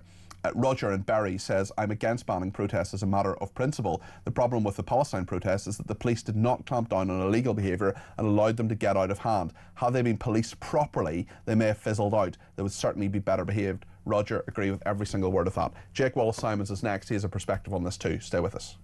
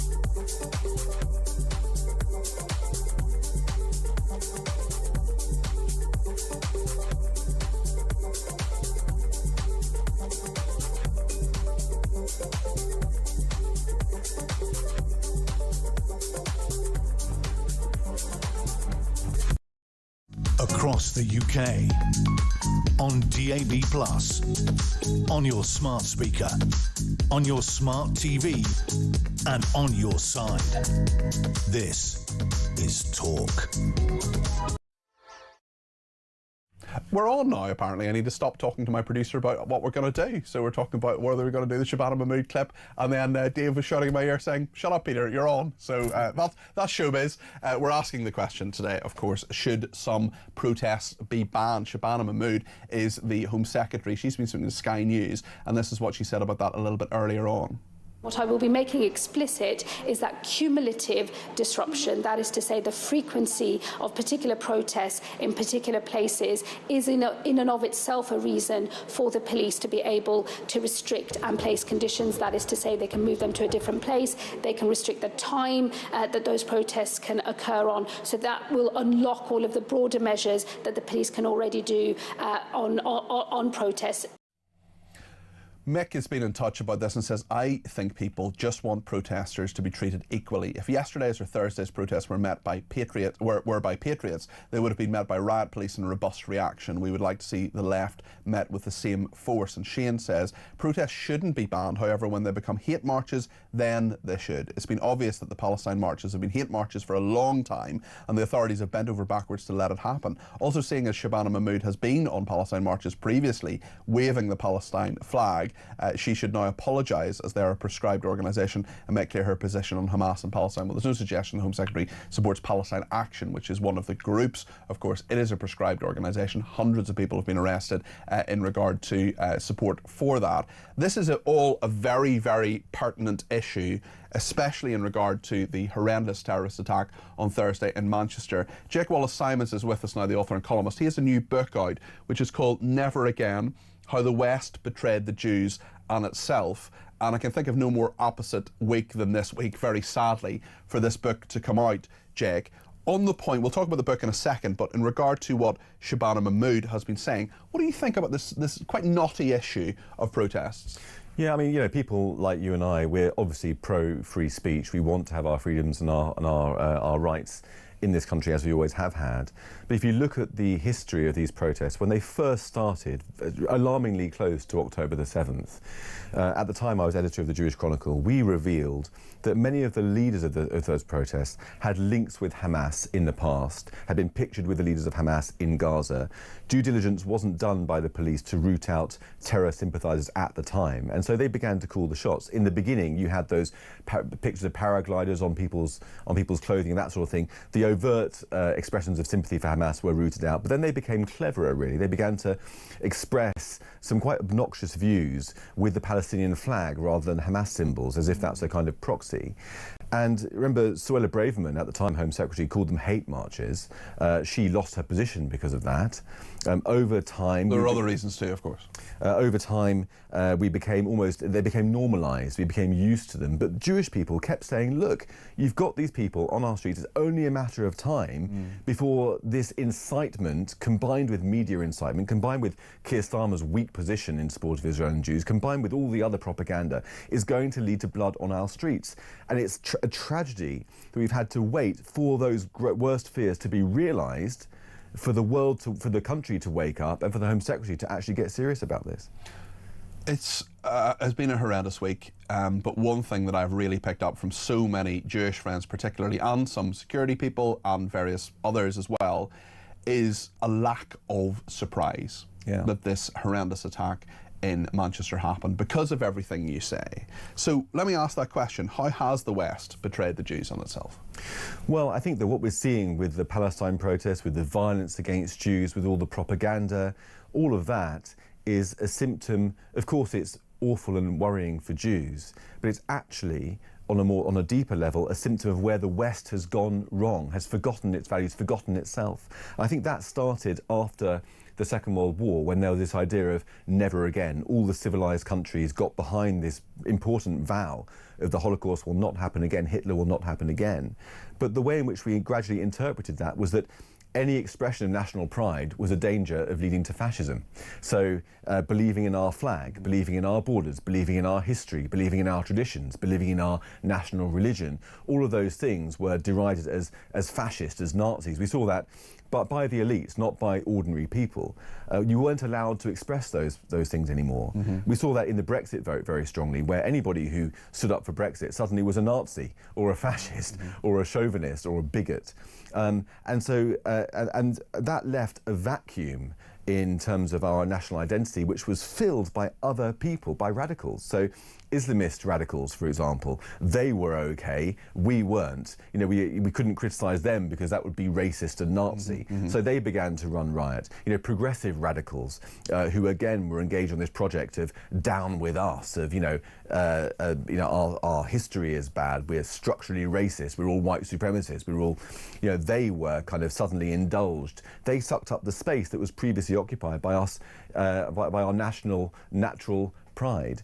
And I think that this, where does the Islamist radicals and the progressive radicals, where do they overlap? In hatred of the Jews. You know, hatred of the Jews is actually just the tip of the spear that's coming for the heart of the West. If you ask any of those people on the streets protesting so violently against the Jewish state and Jews, ask them what they think of Britain.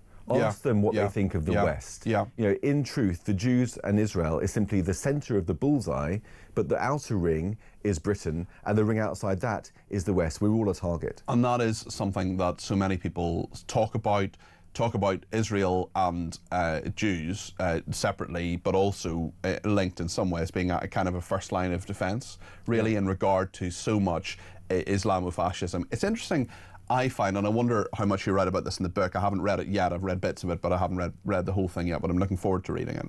I just wonder, in regard to, there just seems to be a disconnection in so many people's minds between what's happening in Gaza and the fact that things like the 7/7 attacks in the UK, the fact that the London Bridge attacks, the Fishmongers Hall, there have been so many different aspects of this.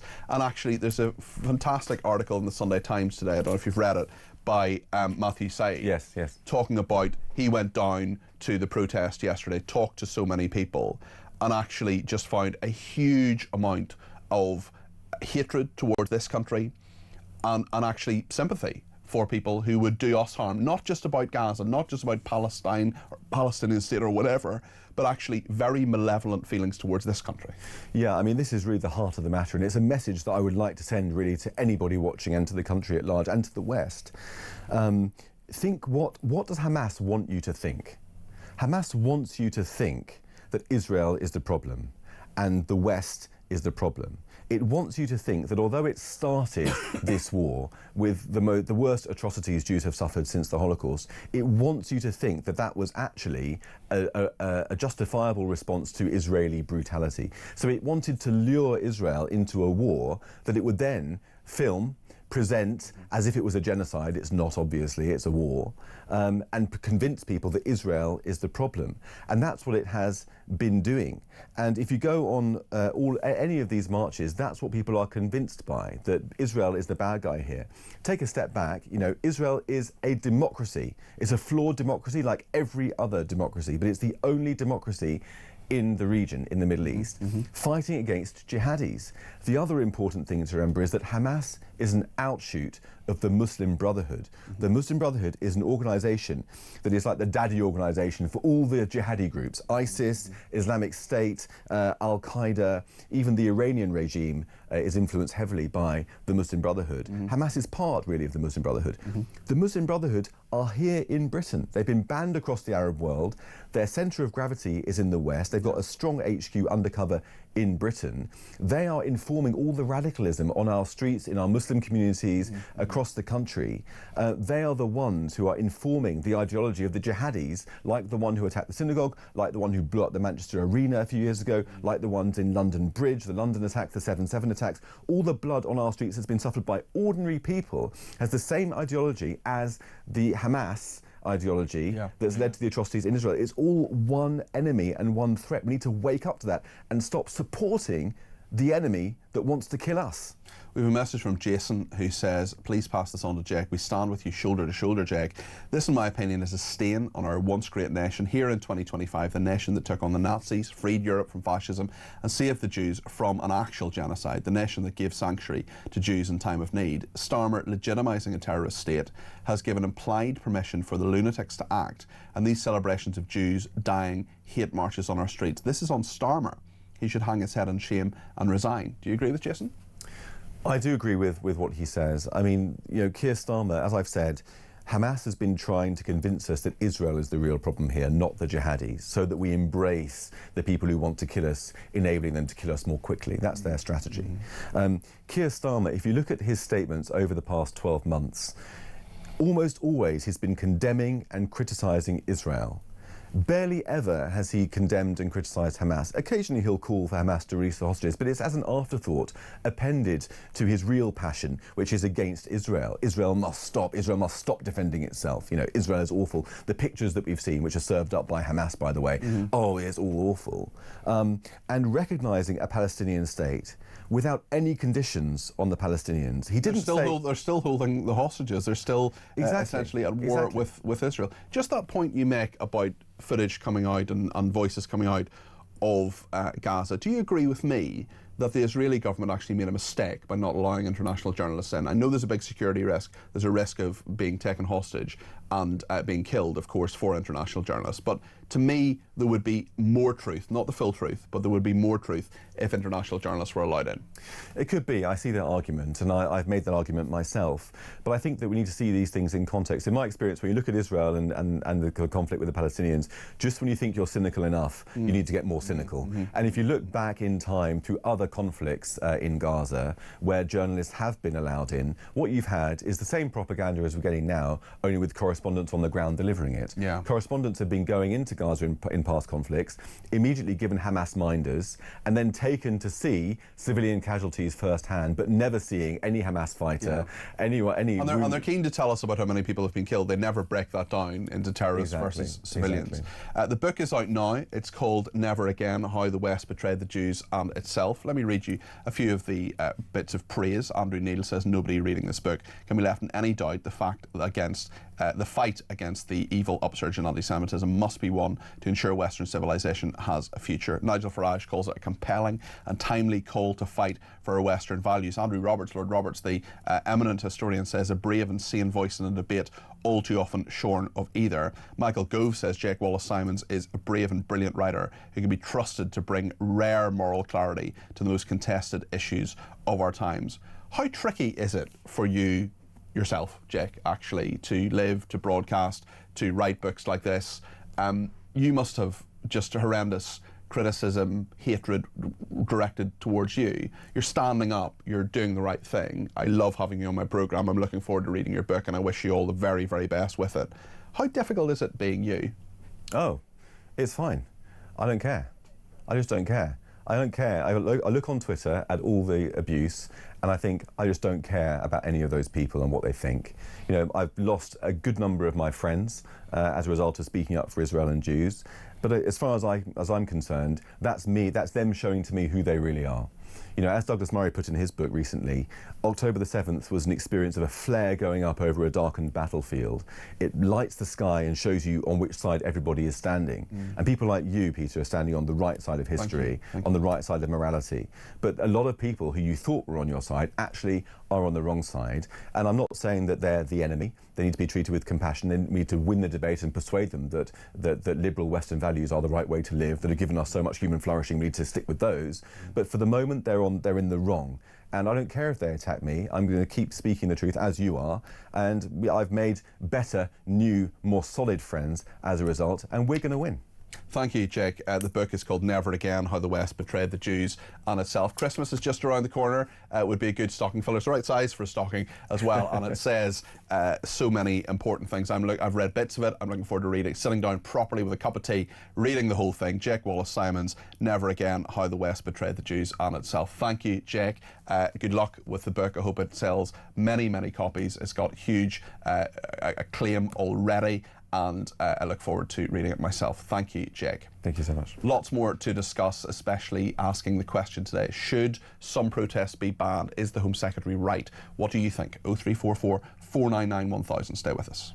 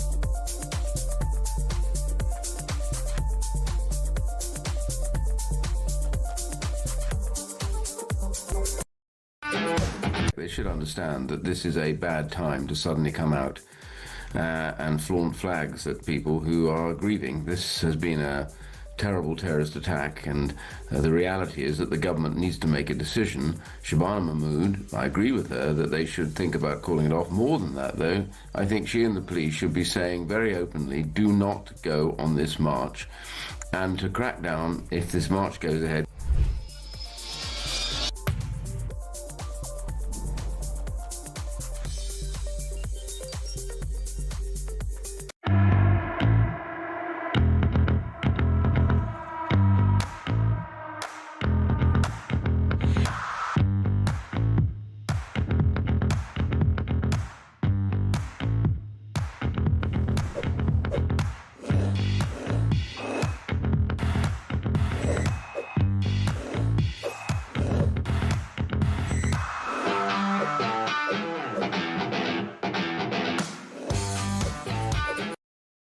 Across the UK, on DAB+, on your smart speaker, on your smart TV, and on your side.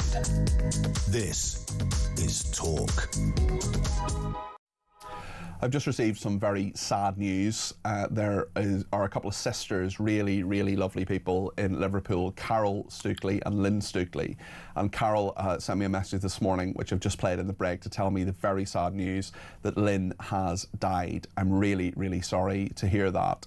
Carol and Lynn have been huge supporters of mine for a number of years and have sent me presents, have sent me cards, have been communicating with me. I love this job. It is an incredible privilege to communicate with so many people, especially through Twitter and people who ring in. We'll take another call in a second.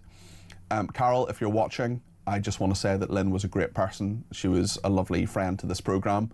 You and her have been great people, and I wish you all the very, very best at the moment. We're thinking about you, our sympathies are with you, and I'm just so very sorry to hear about Lynn's passing. And Carol, I will be in touch very soon after the programme on messages on Twitter to have a proper chat with you. I want to take a call now from Michael in Hertfordshire. This is about anti-Semitism, as we're talking about this morning. Michael, you're very welcome to the programme. Michael's given us a ring on 0344 499 1000. Michael, what would you like to say? Yeah, hi. Good afternoon. Hi there. I should say, Peter. I would just like to say about the GP who the Medical Association have allowed to stay as a GP with a denial of the Holocaust, her rants on internet or wherever she puts it. Yeah, so many things on Twitter, so much evidence of this, and the authorities that could have sanctioned or removed this particular GP have not done so. It's remarkable. And the other thing I would like to say, you've got to look at the schools. I mean, teachers are being allowed to wear Palestinian brooches, badges, and so forth. This shouldn't be allowed. The teachers. Well, they're meant to be impartial. They're meant to not show their political opinions, but they do, and there doesn't appear to be any sanction because, as we know, there are many people, not everybody, but many people within the teaching profession who support them and say that they should be allowed to do this. Yeah, the union can support whoever they want to. I've got no problem with that, but political sways should not be used in schools from any type. Yeah, Michael, including the political system. And the other thing I'd like to say is, where are all these stars, these pro-Gazan stars, and the terrible things going on in Gaza, like Corbyn and Lineker? Why have they, and the film stars, why have they not spoken against what's happened in Manchester? There's not one person come up and say what a terrible thing. In fairness, Jeremy, I don't know about Gary Lineker, but Jeremy Corbyn did put a message out, but it rings very, very hollow, I think, when you see some of the things that Jeremy Corbyn has said and done and the people he has met and brought to Parliament previously, that he is not, at the very least, someone who I believe is an anti-Semite. Well, things are not going the right way, and a lot of people have got to speak out where they've spoken out loudly about different subjects. This is a subject they should be speaking about. You're absolutely right, Michael. I completely agree with what you're saying. That's Michael in Hertfordshire. Thank you very much for your show. It's a very good show and one of the best on TV, so thank you for that. That's very kind of you to say so, Michael. I really appreciate it. Let's play a voice note now from Glenn. Hi, Peter. Glenn from South Suffolk. No, we shouldn't be able to ban marches. As much as we abhor what's going on at the moment, the government will use it to ban any march that they don't like, i.e. who have a different opinion to their own. So no, we should not ban the marches. Cheers, mate. Great show. Thanks, Glenn. Really appreciate that. I've been slightly neglecting voice notes today. Tech Up Dave has been beavering away. We have lots of them lined up. Keep sending them in 0344 499 1000. We'll go on a voice note-a-thon in the next hour, I promise. Barry says there should definitely be a ban on all types of protest on Remembrance Sunday. Shell says, let the protests go on and do not police it. Do not broadcast it. Let's just ignore them. It's getting cool. They will stop when they get ignored. And thanks to Karen in Taunton as well. He says, where's Ciarad's lectern over these Palestine not so peaceful protests where hundreds have been arrested, but when it was the Unite the Kingdom march where 25 were arrested, he was out banging his far right thuggery drum. That's Karen in Taunton there. Lots of opinions coming into this building. Add yours to the mix. 0344 499 1000. We're going to talk about all of this, including the protest aspect, next here on Talk.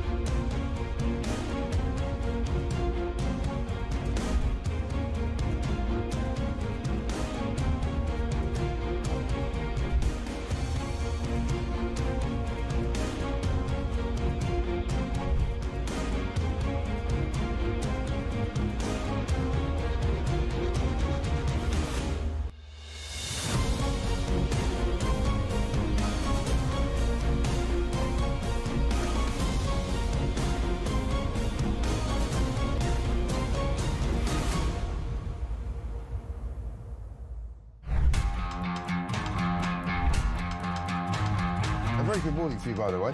Morning, Tory, with me, Mike Graham. Just some breaking news for you coming out of Liverpool Crown Court. Good afternoon. Welcome to the programme. Welcome to the home of common sense. Loads to talk about, I promise you that. Loads and loads and loads. Yes, it's me again, your genial host, Kevin O'Sullivan.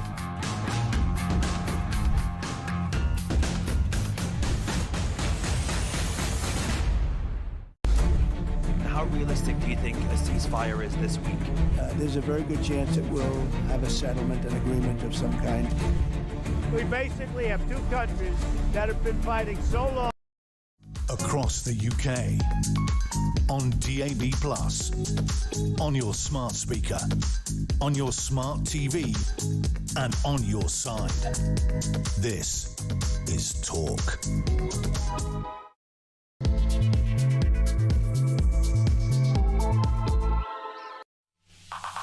Good afternoon, this is Talk. I'm Peter Cardwell. Thank you so much for your company. Lots to talk about. Are we on the brink of a deal in the Middle East? Could those hostages be released? Could there be peace in that area, at least for the meantime? We'll talk to a professor in a second. He's a Middle East expert, John Strawson. We'll talk to him. We're also asking the question here in the UK. Of course, it's all related. Should some protests be banned? That is what the Home Secretary is talking about today. Shabana Mahmood has been saying that she wants to put some restrictions on protests. That might be fine when it comes to anti-Semitic protests, hate marches. I've no problem with that. What I do have a problem with is if it restricts people who want to protest about legitimate concerns and things that aren't cumulative and things that haven't gone on forever, and we know exactly what the points are. So what do you think of all of that? 0344 499 1000. We'll talk as well about the Conservatives' plan. Chris Philp was is the Shadow Home Secretary and spoke to us a little bit earlier about his plan. We'll replay a bit of what he said, and we'll also ask Henry Bolton, the International Border Control expert, about all of that.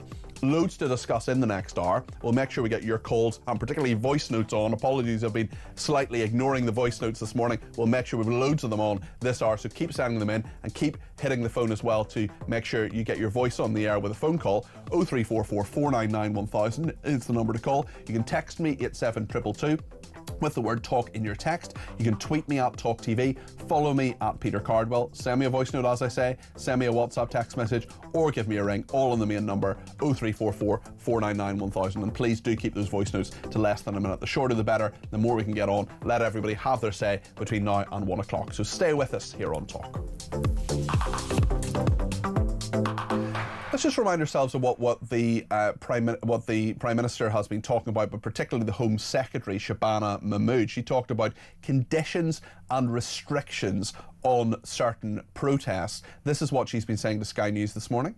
What I will be making explicit is that cumulative disruption, that is to say the frequency of particular protests in particular places, is in and of itself a reason for the police to be able to restrict and place conditions. That is to say they can move them to a different place, they can restrict the time that those protests can occur on. So that will unlock all of the broader measures that the police can already do on protests. That was Shabana Mahmood there, the Home Secretary. She also talked about support for banned organisations like Palestine Action, which is a proscribed terrorist group. I have no truck with this argument that suggests that merely holding up a placard somewhere in central London somehow shouldn't have a police response. If you're supporting a proscribed organisation, you are breaking the law of our land. That organisation has been proscribed. It is an offence to show support for that organisation. People might not like that decision. They might have questions about the way that the anti-terror laws work in this country, but there is no excuse for holding up placards supporting a banned organisation. That will always be met with a police response.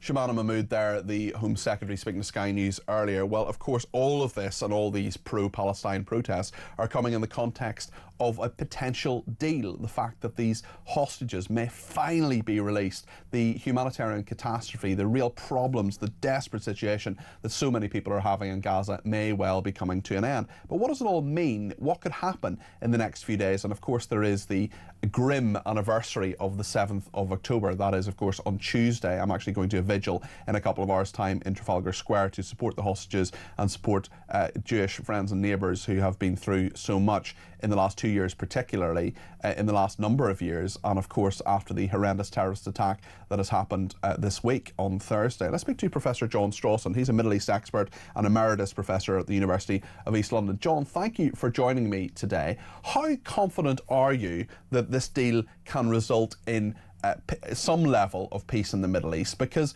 we do seem that Trump is talking a bit about, he seems pretty hopeful actually, many people, Netanyahu seems pretty hopeful. How realistic do you think it is that in a few days' time, maybe even by the end of the week, the hostages could be returned, that some semblance of normality could begin to return to Gaza?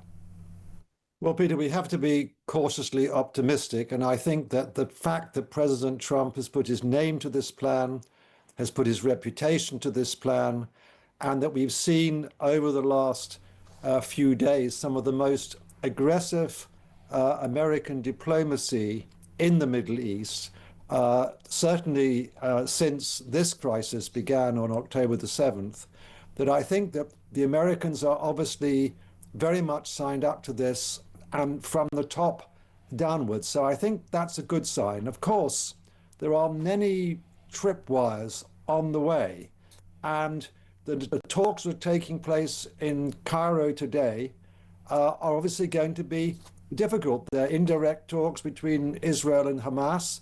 The person leading the Hamas delegation was targeted for assassination by Prime Minister Netanyahu only a few weeks ago. So you can imagine the kind of tensions that are taking place in the delegations, both the Israeli delegation and the Hamas one.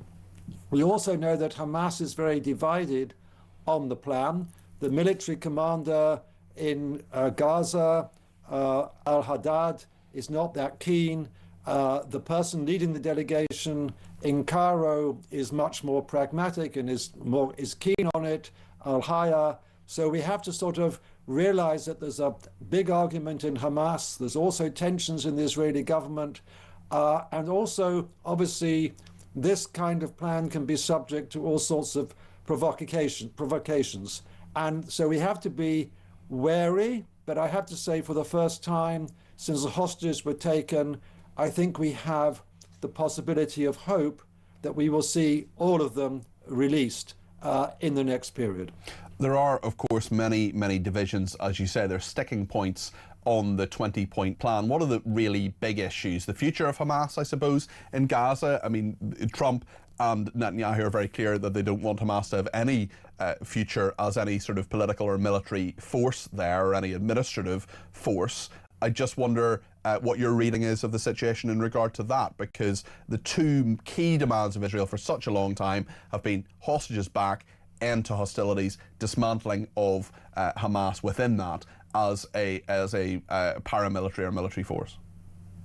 Well, that's the argument within Hamas. Obviously, I think the pragmatist wing, led by al-Haya, is that one of the good things of the plan is, although it talks about disarmament, it doesn't talk about the exile of the Hamas militants, and therefore they probably think, that wing, that they could reform at least a political party.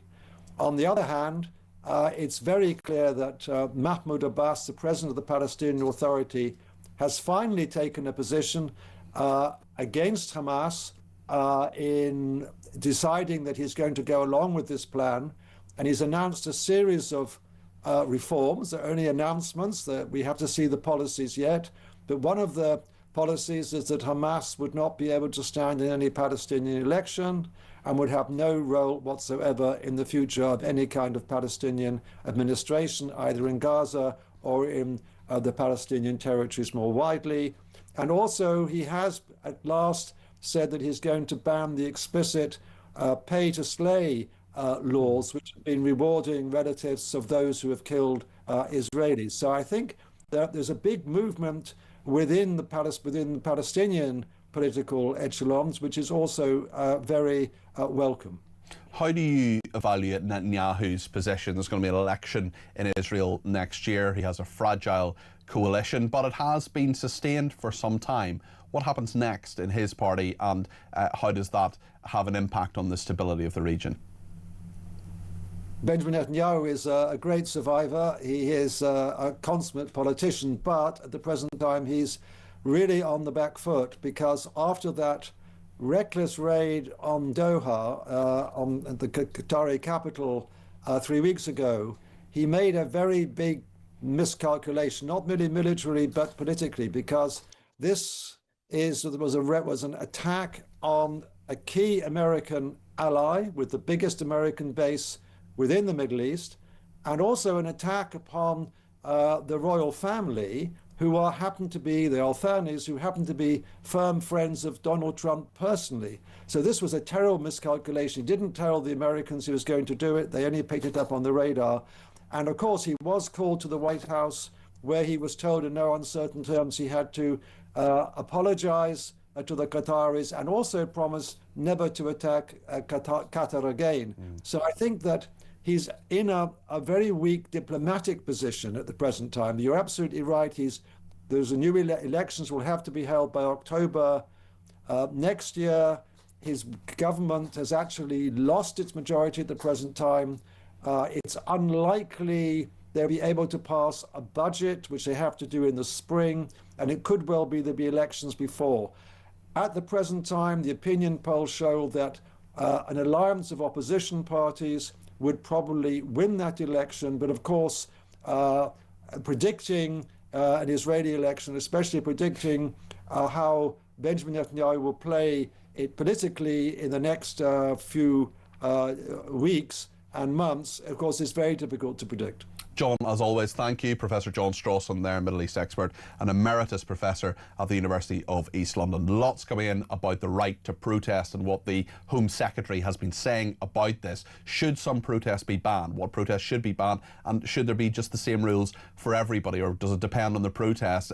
You know, this is a real big issue about free speech. Let me know, and freedom of assembly. And of course, where that veers into simply support for terrorist organisations. We've seen hundreds of arrests in the last 24 hours. I firmly predict that at the vigil for the 7th of October, starting at 2 o'clock in Trafalgar Square, I'm going to be there. There will be 0 arrests of those who are there for that vigil.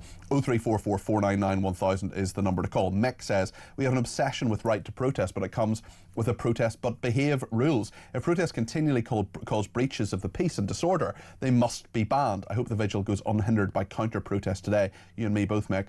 Vincent in North Yorkshire says, let's start by banning the face coverings of all protesters. The police already have the power to do this, so some backbone needs to be displayed by senior police management. While we're at it, let's ban the delivery drivers as well, so we know who they are. I don't want to see the banning of marches, just robust policing, says Vincent, who's enjoying the show, he says. Bill in Liverpool says the Home Secretary said for those who seek to divide when she was talking to the Labour Party, as they by actions are causing divisions by not stopping the influx of illegal migrants, allowing demonstrations every week, allowing demonstrations after the Manchester attack. They need to stop all of these now while we still have our country and not a lawless society. The longer that they let this go on, the harder it will be to get back to normal. Starmer and his cronies need to go now. Let's speak to Matthew in Bolton, who's given me a ring on 0344 499 1000. Matthew, you're very welcome to the programme. What would you like to say? Yes, good afternoon, Peter. Hi there. Calling yesterday to try and give you an update from Central Avenue in Bolton, or Farnworth, Bolton. You know about the 3 suspects who'd been taken into custody regarding the terror attack in Crumpsall. Yeah, I don't think we have an update on that just yet, actually. Yes, there is an update. Oh, is there? I've missed that. What's happening? Yeah. 2 people have been released. Oh, yes, we know about that. Yeah, that happened this morning, yeah. And the female is still in custody. Yep. I mean, I can tell you more, but I don't want to. No, you want to be careful about making sure justice happens. But what do you think about how things are in this country now? What do you think about the right to protest, Matthew? Yeah, I think protesting. The concern about protesting is on a list of 500. It's 501, Peter. Right. So we've got lots more concerns with Islamic terror, immigration, the state facilitating terror, because that's what's happening here. They're allowing it to breed and become bigger. You've got all your public so-called bodies, your Border Force, your RNLIs, your NHS, Armed Forces, Home Office, Border Patrol, Met Police, all facilitating this stuff. And then we've got a Home Secretary who's trying to gaslight us. like the previous one did. How do you think she's gaslighting us? Because she's saying it as if it's only the Jewish community that's being targeted, and it isn't. It's the whole of the UK, Peter. When are the mainstream media going to realise and tell the people that? MEN Arena. Yeah. Southport, was that Jewish? Attack on Jews? No, it was attack on British. Well, 7/7. I mean, there's so many different problems with this, as you correctly say.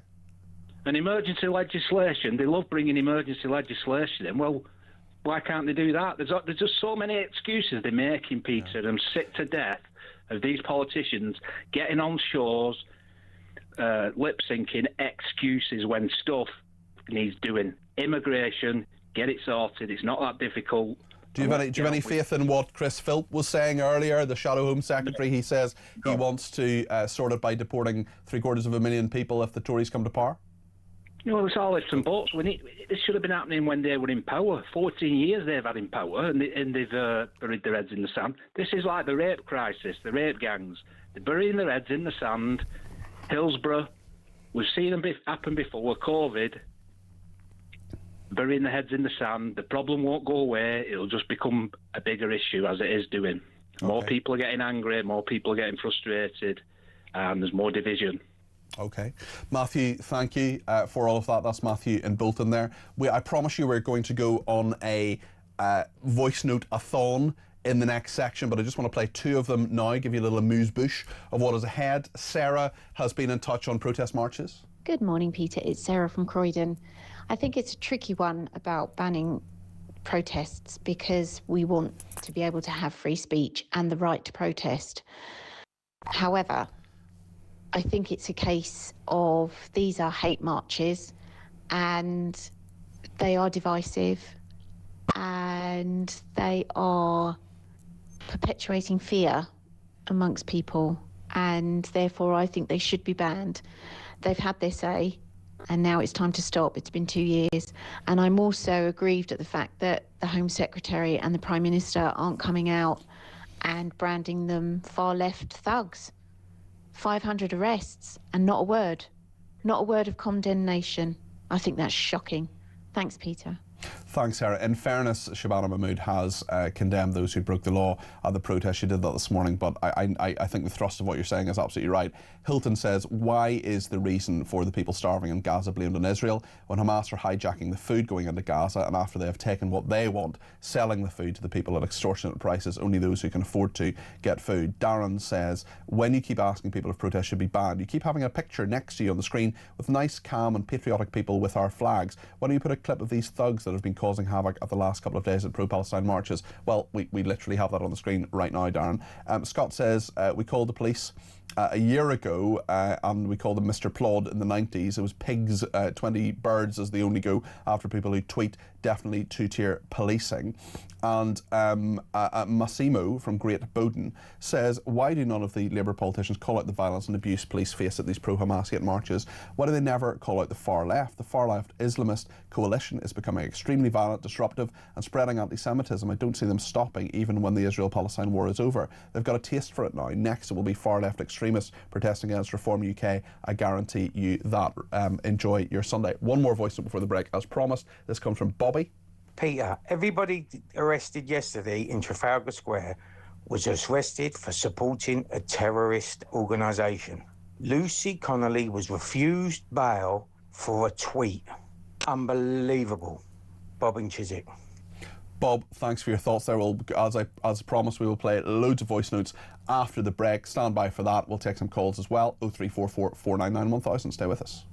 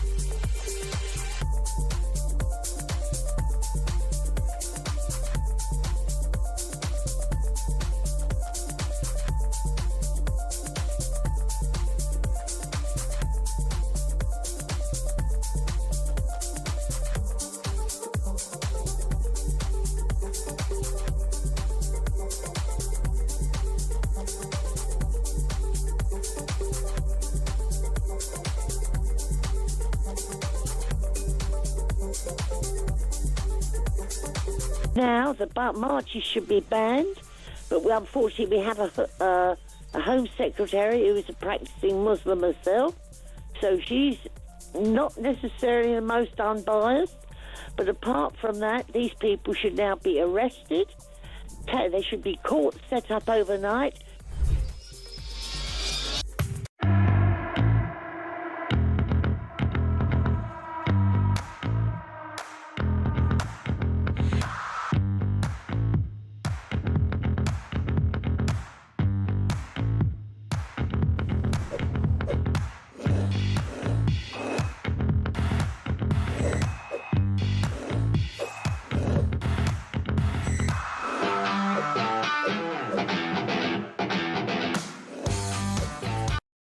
Across the UK, on DAB+, on your smart speaker, on your smart TV, and on your side. This is Talk. The voice note-a-thon is imminent, but just before that I want to speak to Herbie in Harrow, who's been waiting patiently. 0344 499 1000 is the number Herbie has called. You're very welcome to the programme. What would you like to say, Herbie? Good afternoon, Peter. What I'd like to say is that these marches, you can't stop these marches taking place because people do have, opinions on most things. But the problem is that there's so much going on. There's so many people that are so dissatisfied with life at the moment around the world that we haven't got a chance in hell stopping anything like this carrying on. It's not possible, Peter. Herbie, I think a lot of people will agree with you. What happens now, do you think? How do we get this back?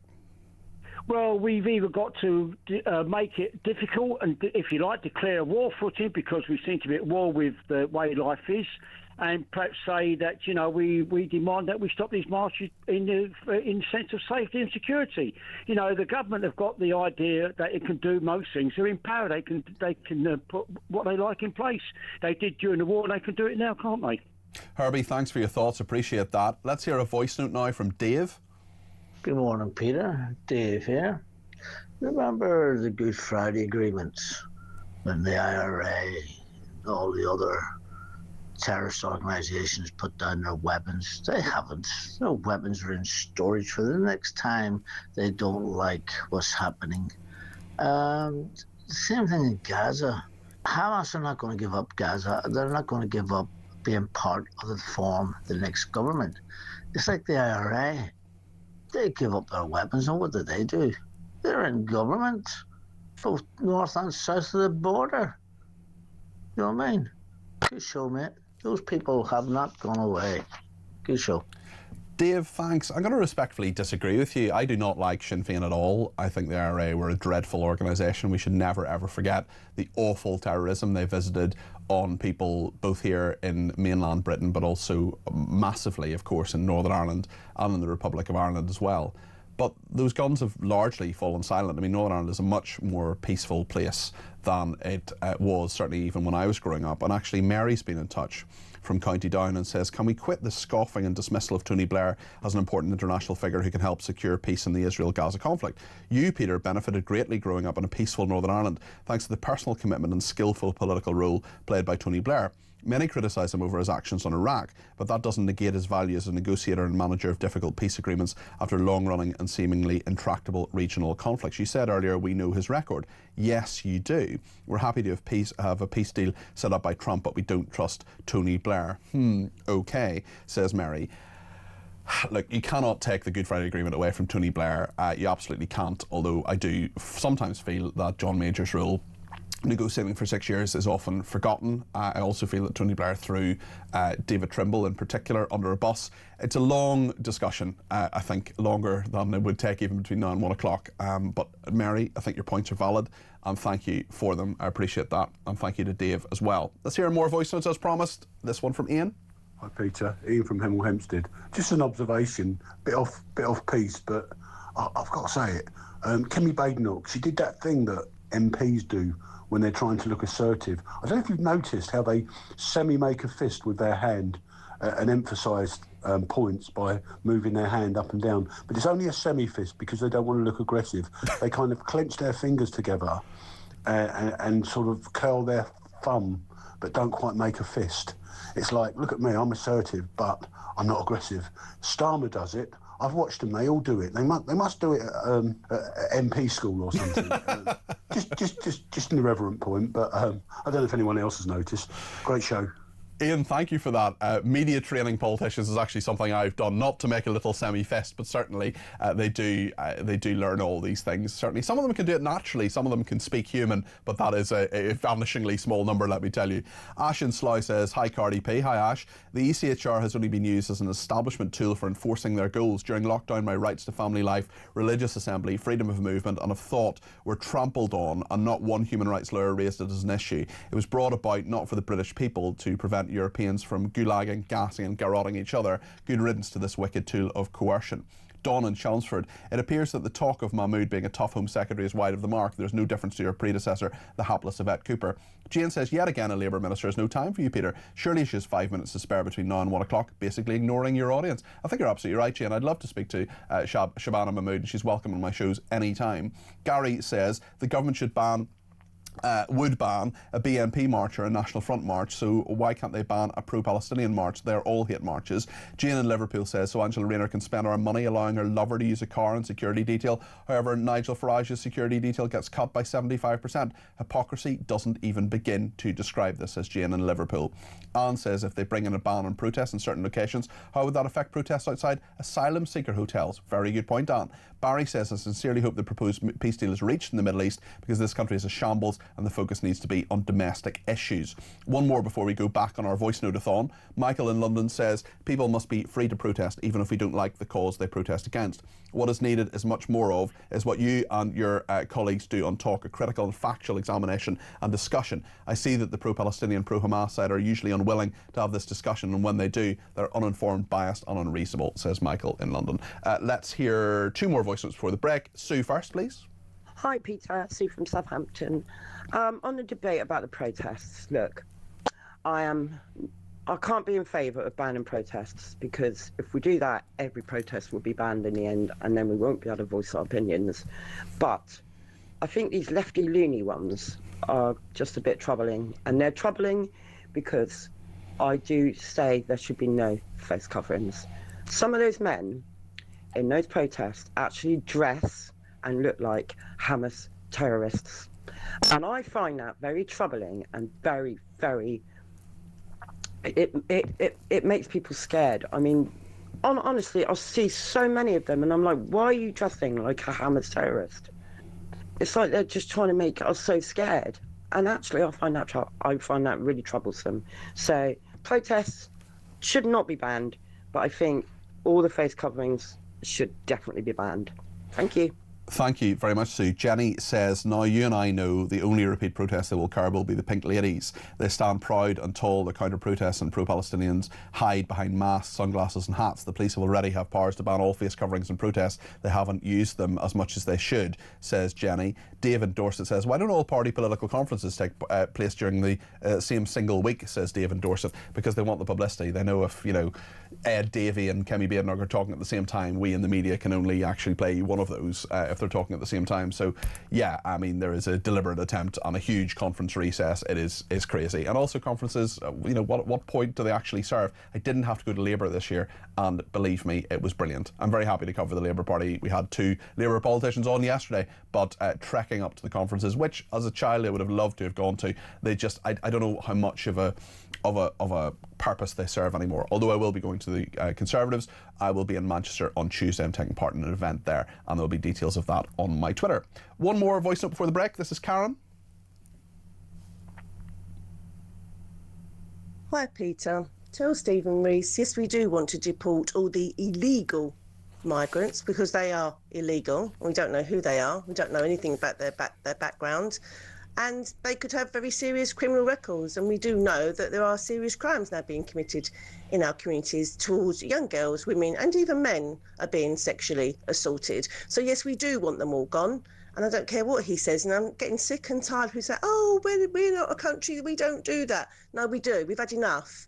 We're not the food bank of the world, as Nigel Farage said. And we're certainly not the dumping ground of the world. I mean, look what's happening in Europe. Look at Paris. It's absolutely disgusting what's happening there. So, yeah, we do want them gone. Thank you.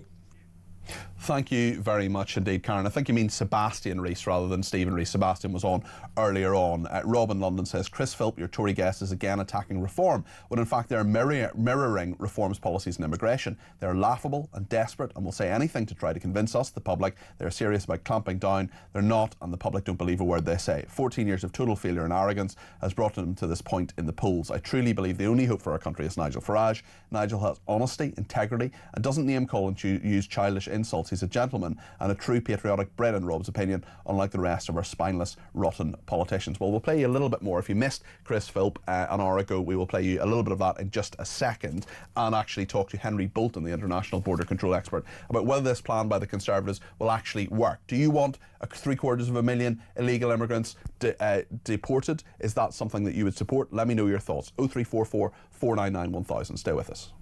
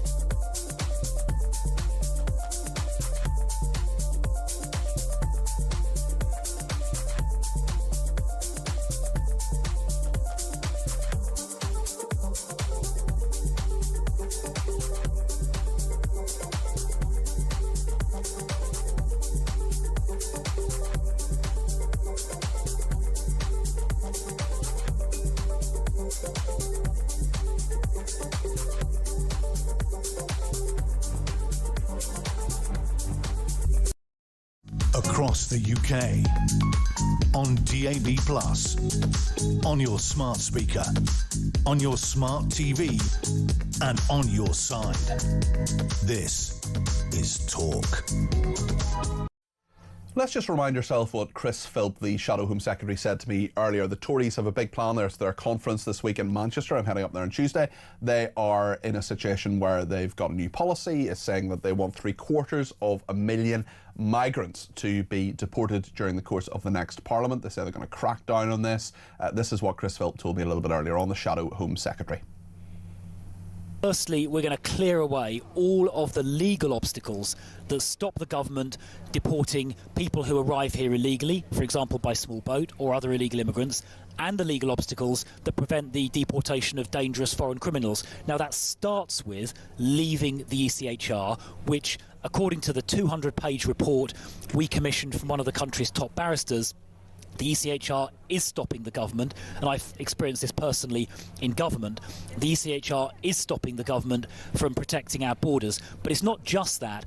It's also things like banning asylum claims from people that come here illegally, getting rid of the immigration tribunal, where some of the judges have histories as open borders activists, ending immigration legal aid, banning judicial review for most immigration matters. By rewiring the legal system, we can stop the removal of illegal immigrants and foreign criminals being frustrated. That's the first point. The second point is to double the resources available in the Home Office from £800 million a year to £1.6 billion to focus on this task. And the third element is making sure that other countries do actually take back their own citizens who have no right to be in all the of that is a very or who are foreign criminals. Chris Philp there, who is the Shadow Home Secretary. I'm going to talk to Henry Bolton in just a second, but I just want to play a voice note first from our viewer, Nick. Morning, Peter. It's Nick from Loughborough. Why would anybody now listen to the Tories and what Chris Philp is having to say? Would you, for instance, re-employ an accountant who'd cost you thousands because he was late in filing your VAT return? Would you, for instance, re-employ a solicitor who'd cost you thousands because he'd cocked up a conveyancing issue? Or, more simplistically, would you re-employ a doctor who had amputated the wrong finger? No, the answer to all of the above is absolutely not. So why do these people think that we're going to vote them in again just because they changed their rhetoric in order to get re-elected and keep them on the gravy train? Have a good day, Peter.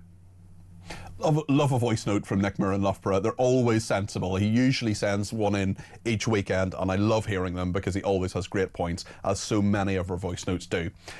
Thank you to everybody who's been in touch. Let's talk to Henry Bolton, our international border control expert. Henry, I think Nick makes some good points there, but in terms of the nuts and bolts of this plan, could it work? Because you'd be vastly increasing capacity. That's something I think we probably need to do, and we can agree that. But what's your impression of it as a plan? It's still thin, Peter, very thin. But of course, you know, this is about headlines, this is about briefing the media, and so you'd expect things to be thin.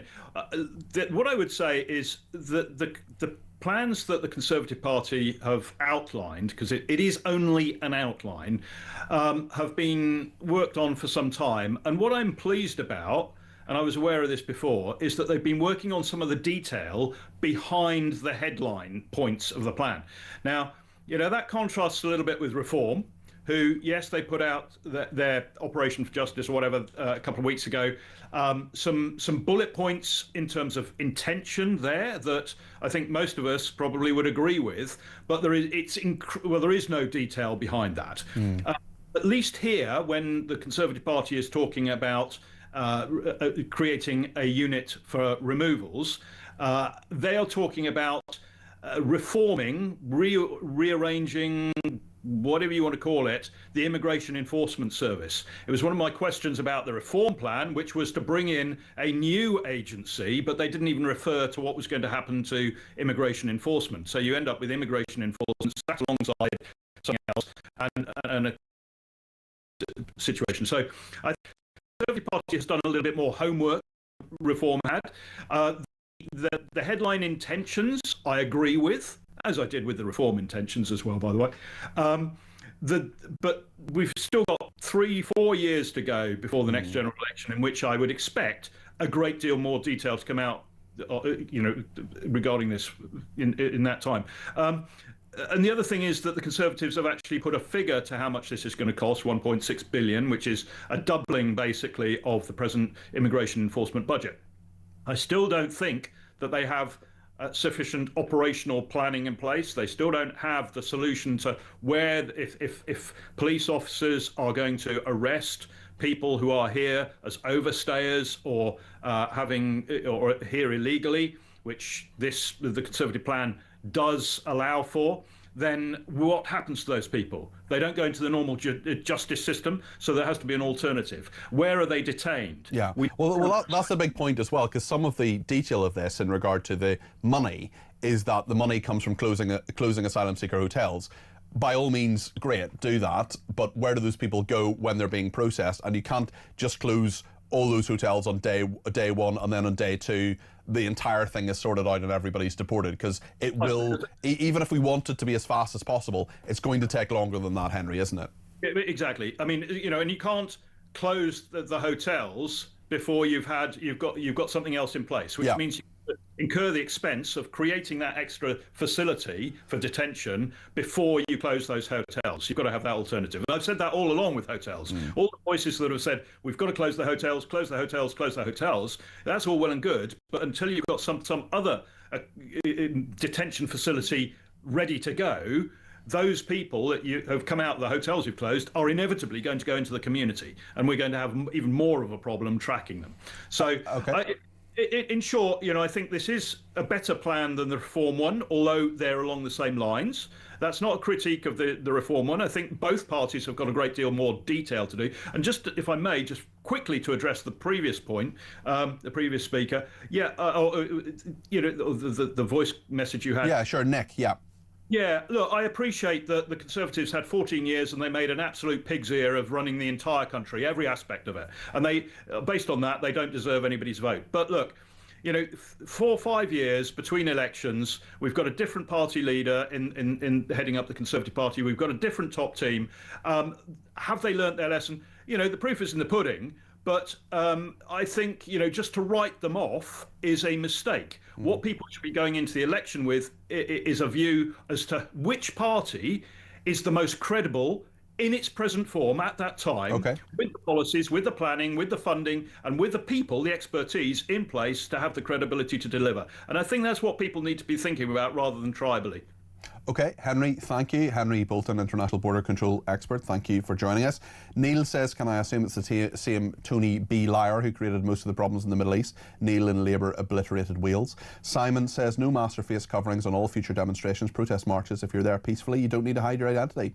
Juan Wood in New York says the Home Secretary will use these protest amendments to allow the police to stop the migrant hotel protests, but continue to allow the pro-Hamas marches. The migrant hotels will always be in one place. Another person says, Peter, it's okay arresting people at the protests, which must cost a fortune, by the way, but ultimately the majority of these protesters wouldn't do us any actual harm. Shouldn't the government and police put more resources and effort into addressing the hateful and dangerous people that pose a real threat?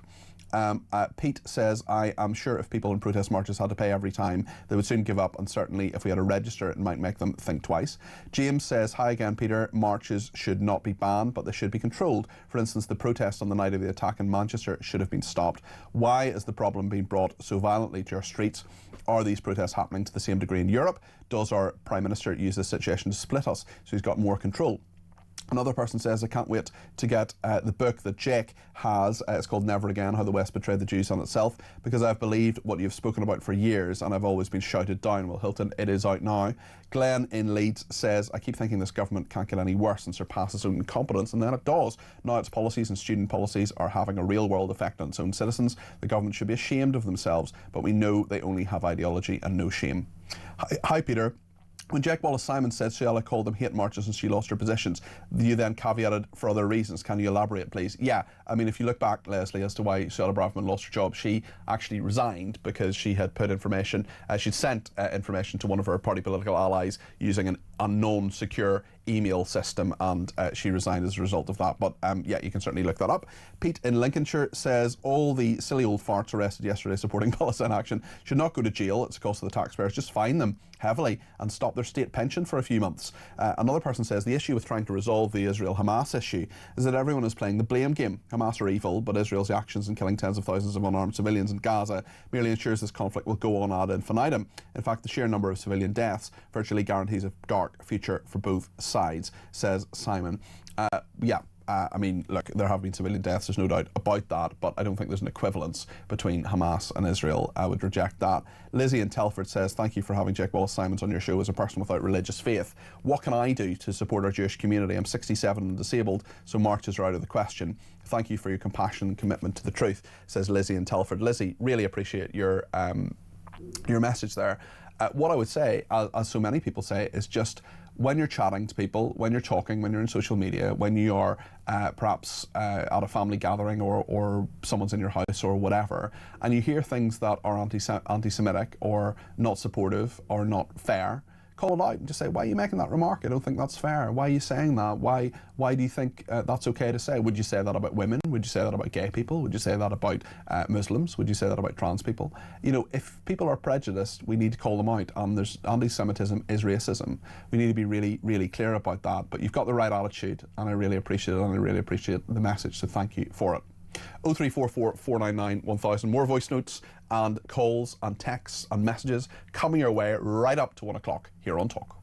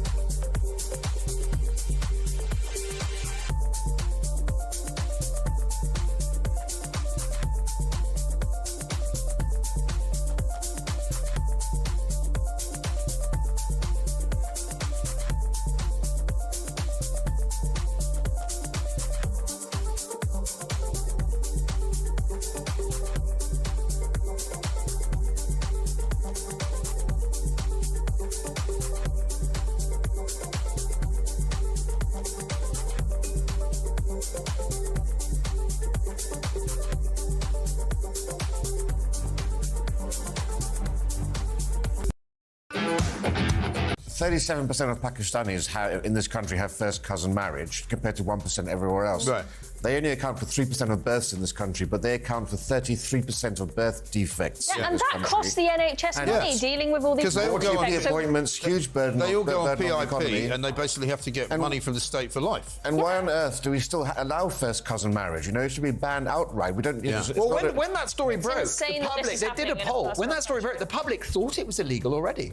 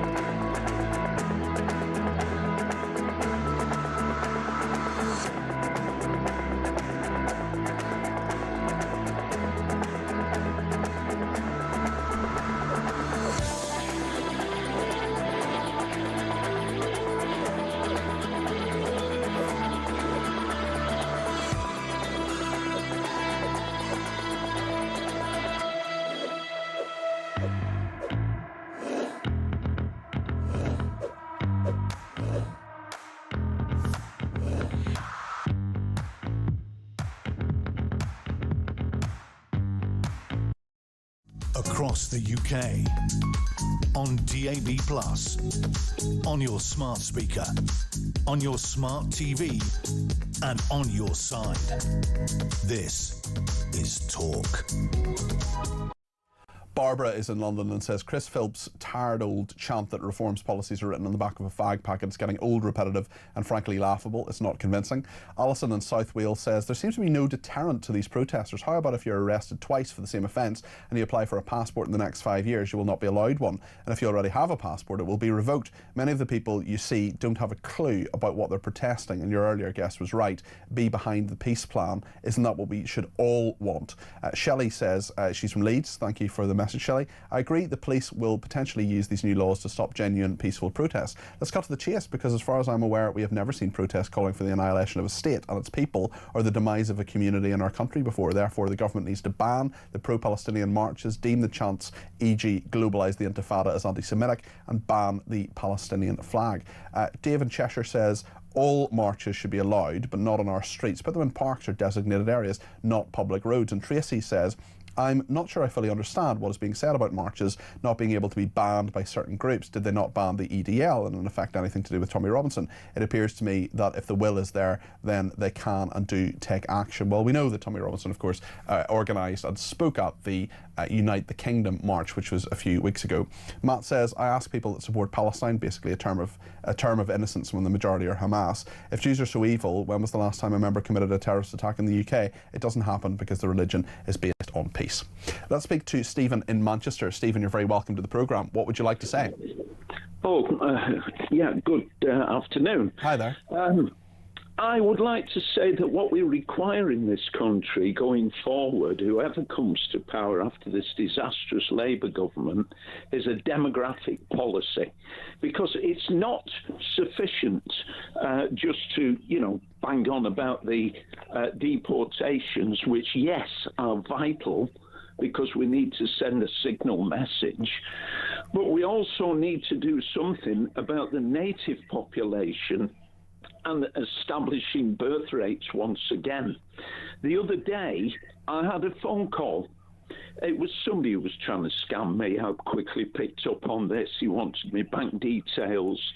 He had a foreign accent, and I said to him, look, I can see what you're doing. Cut it out. Where are you anyway? He said, well, listen, my friend, he said, I'm in Pakistan. And I tell you this, you've caught me out. He said, you're right, I was trying to scam you.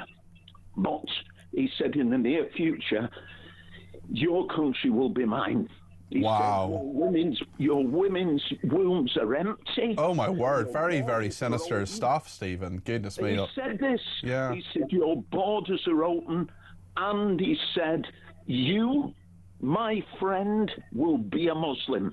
Goodness me. Now, this is harsh stuff. He said this directly to me. Well, that's dreadful, Sat here Stephen. in my conservatory, and I was shocked. But, I have to say on reflection, unless we get our act together, I mean, this idea, like Shabina Mahmood came out, well, I'm just as English as you are. You are not. Your provenance, your history, your culture, your people. I mean, Shabana Mahmood is English, Stephen. She is English. She's not English. She is English. She was born here.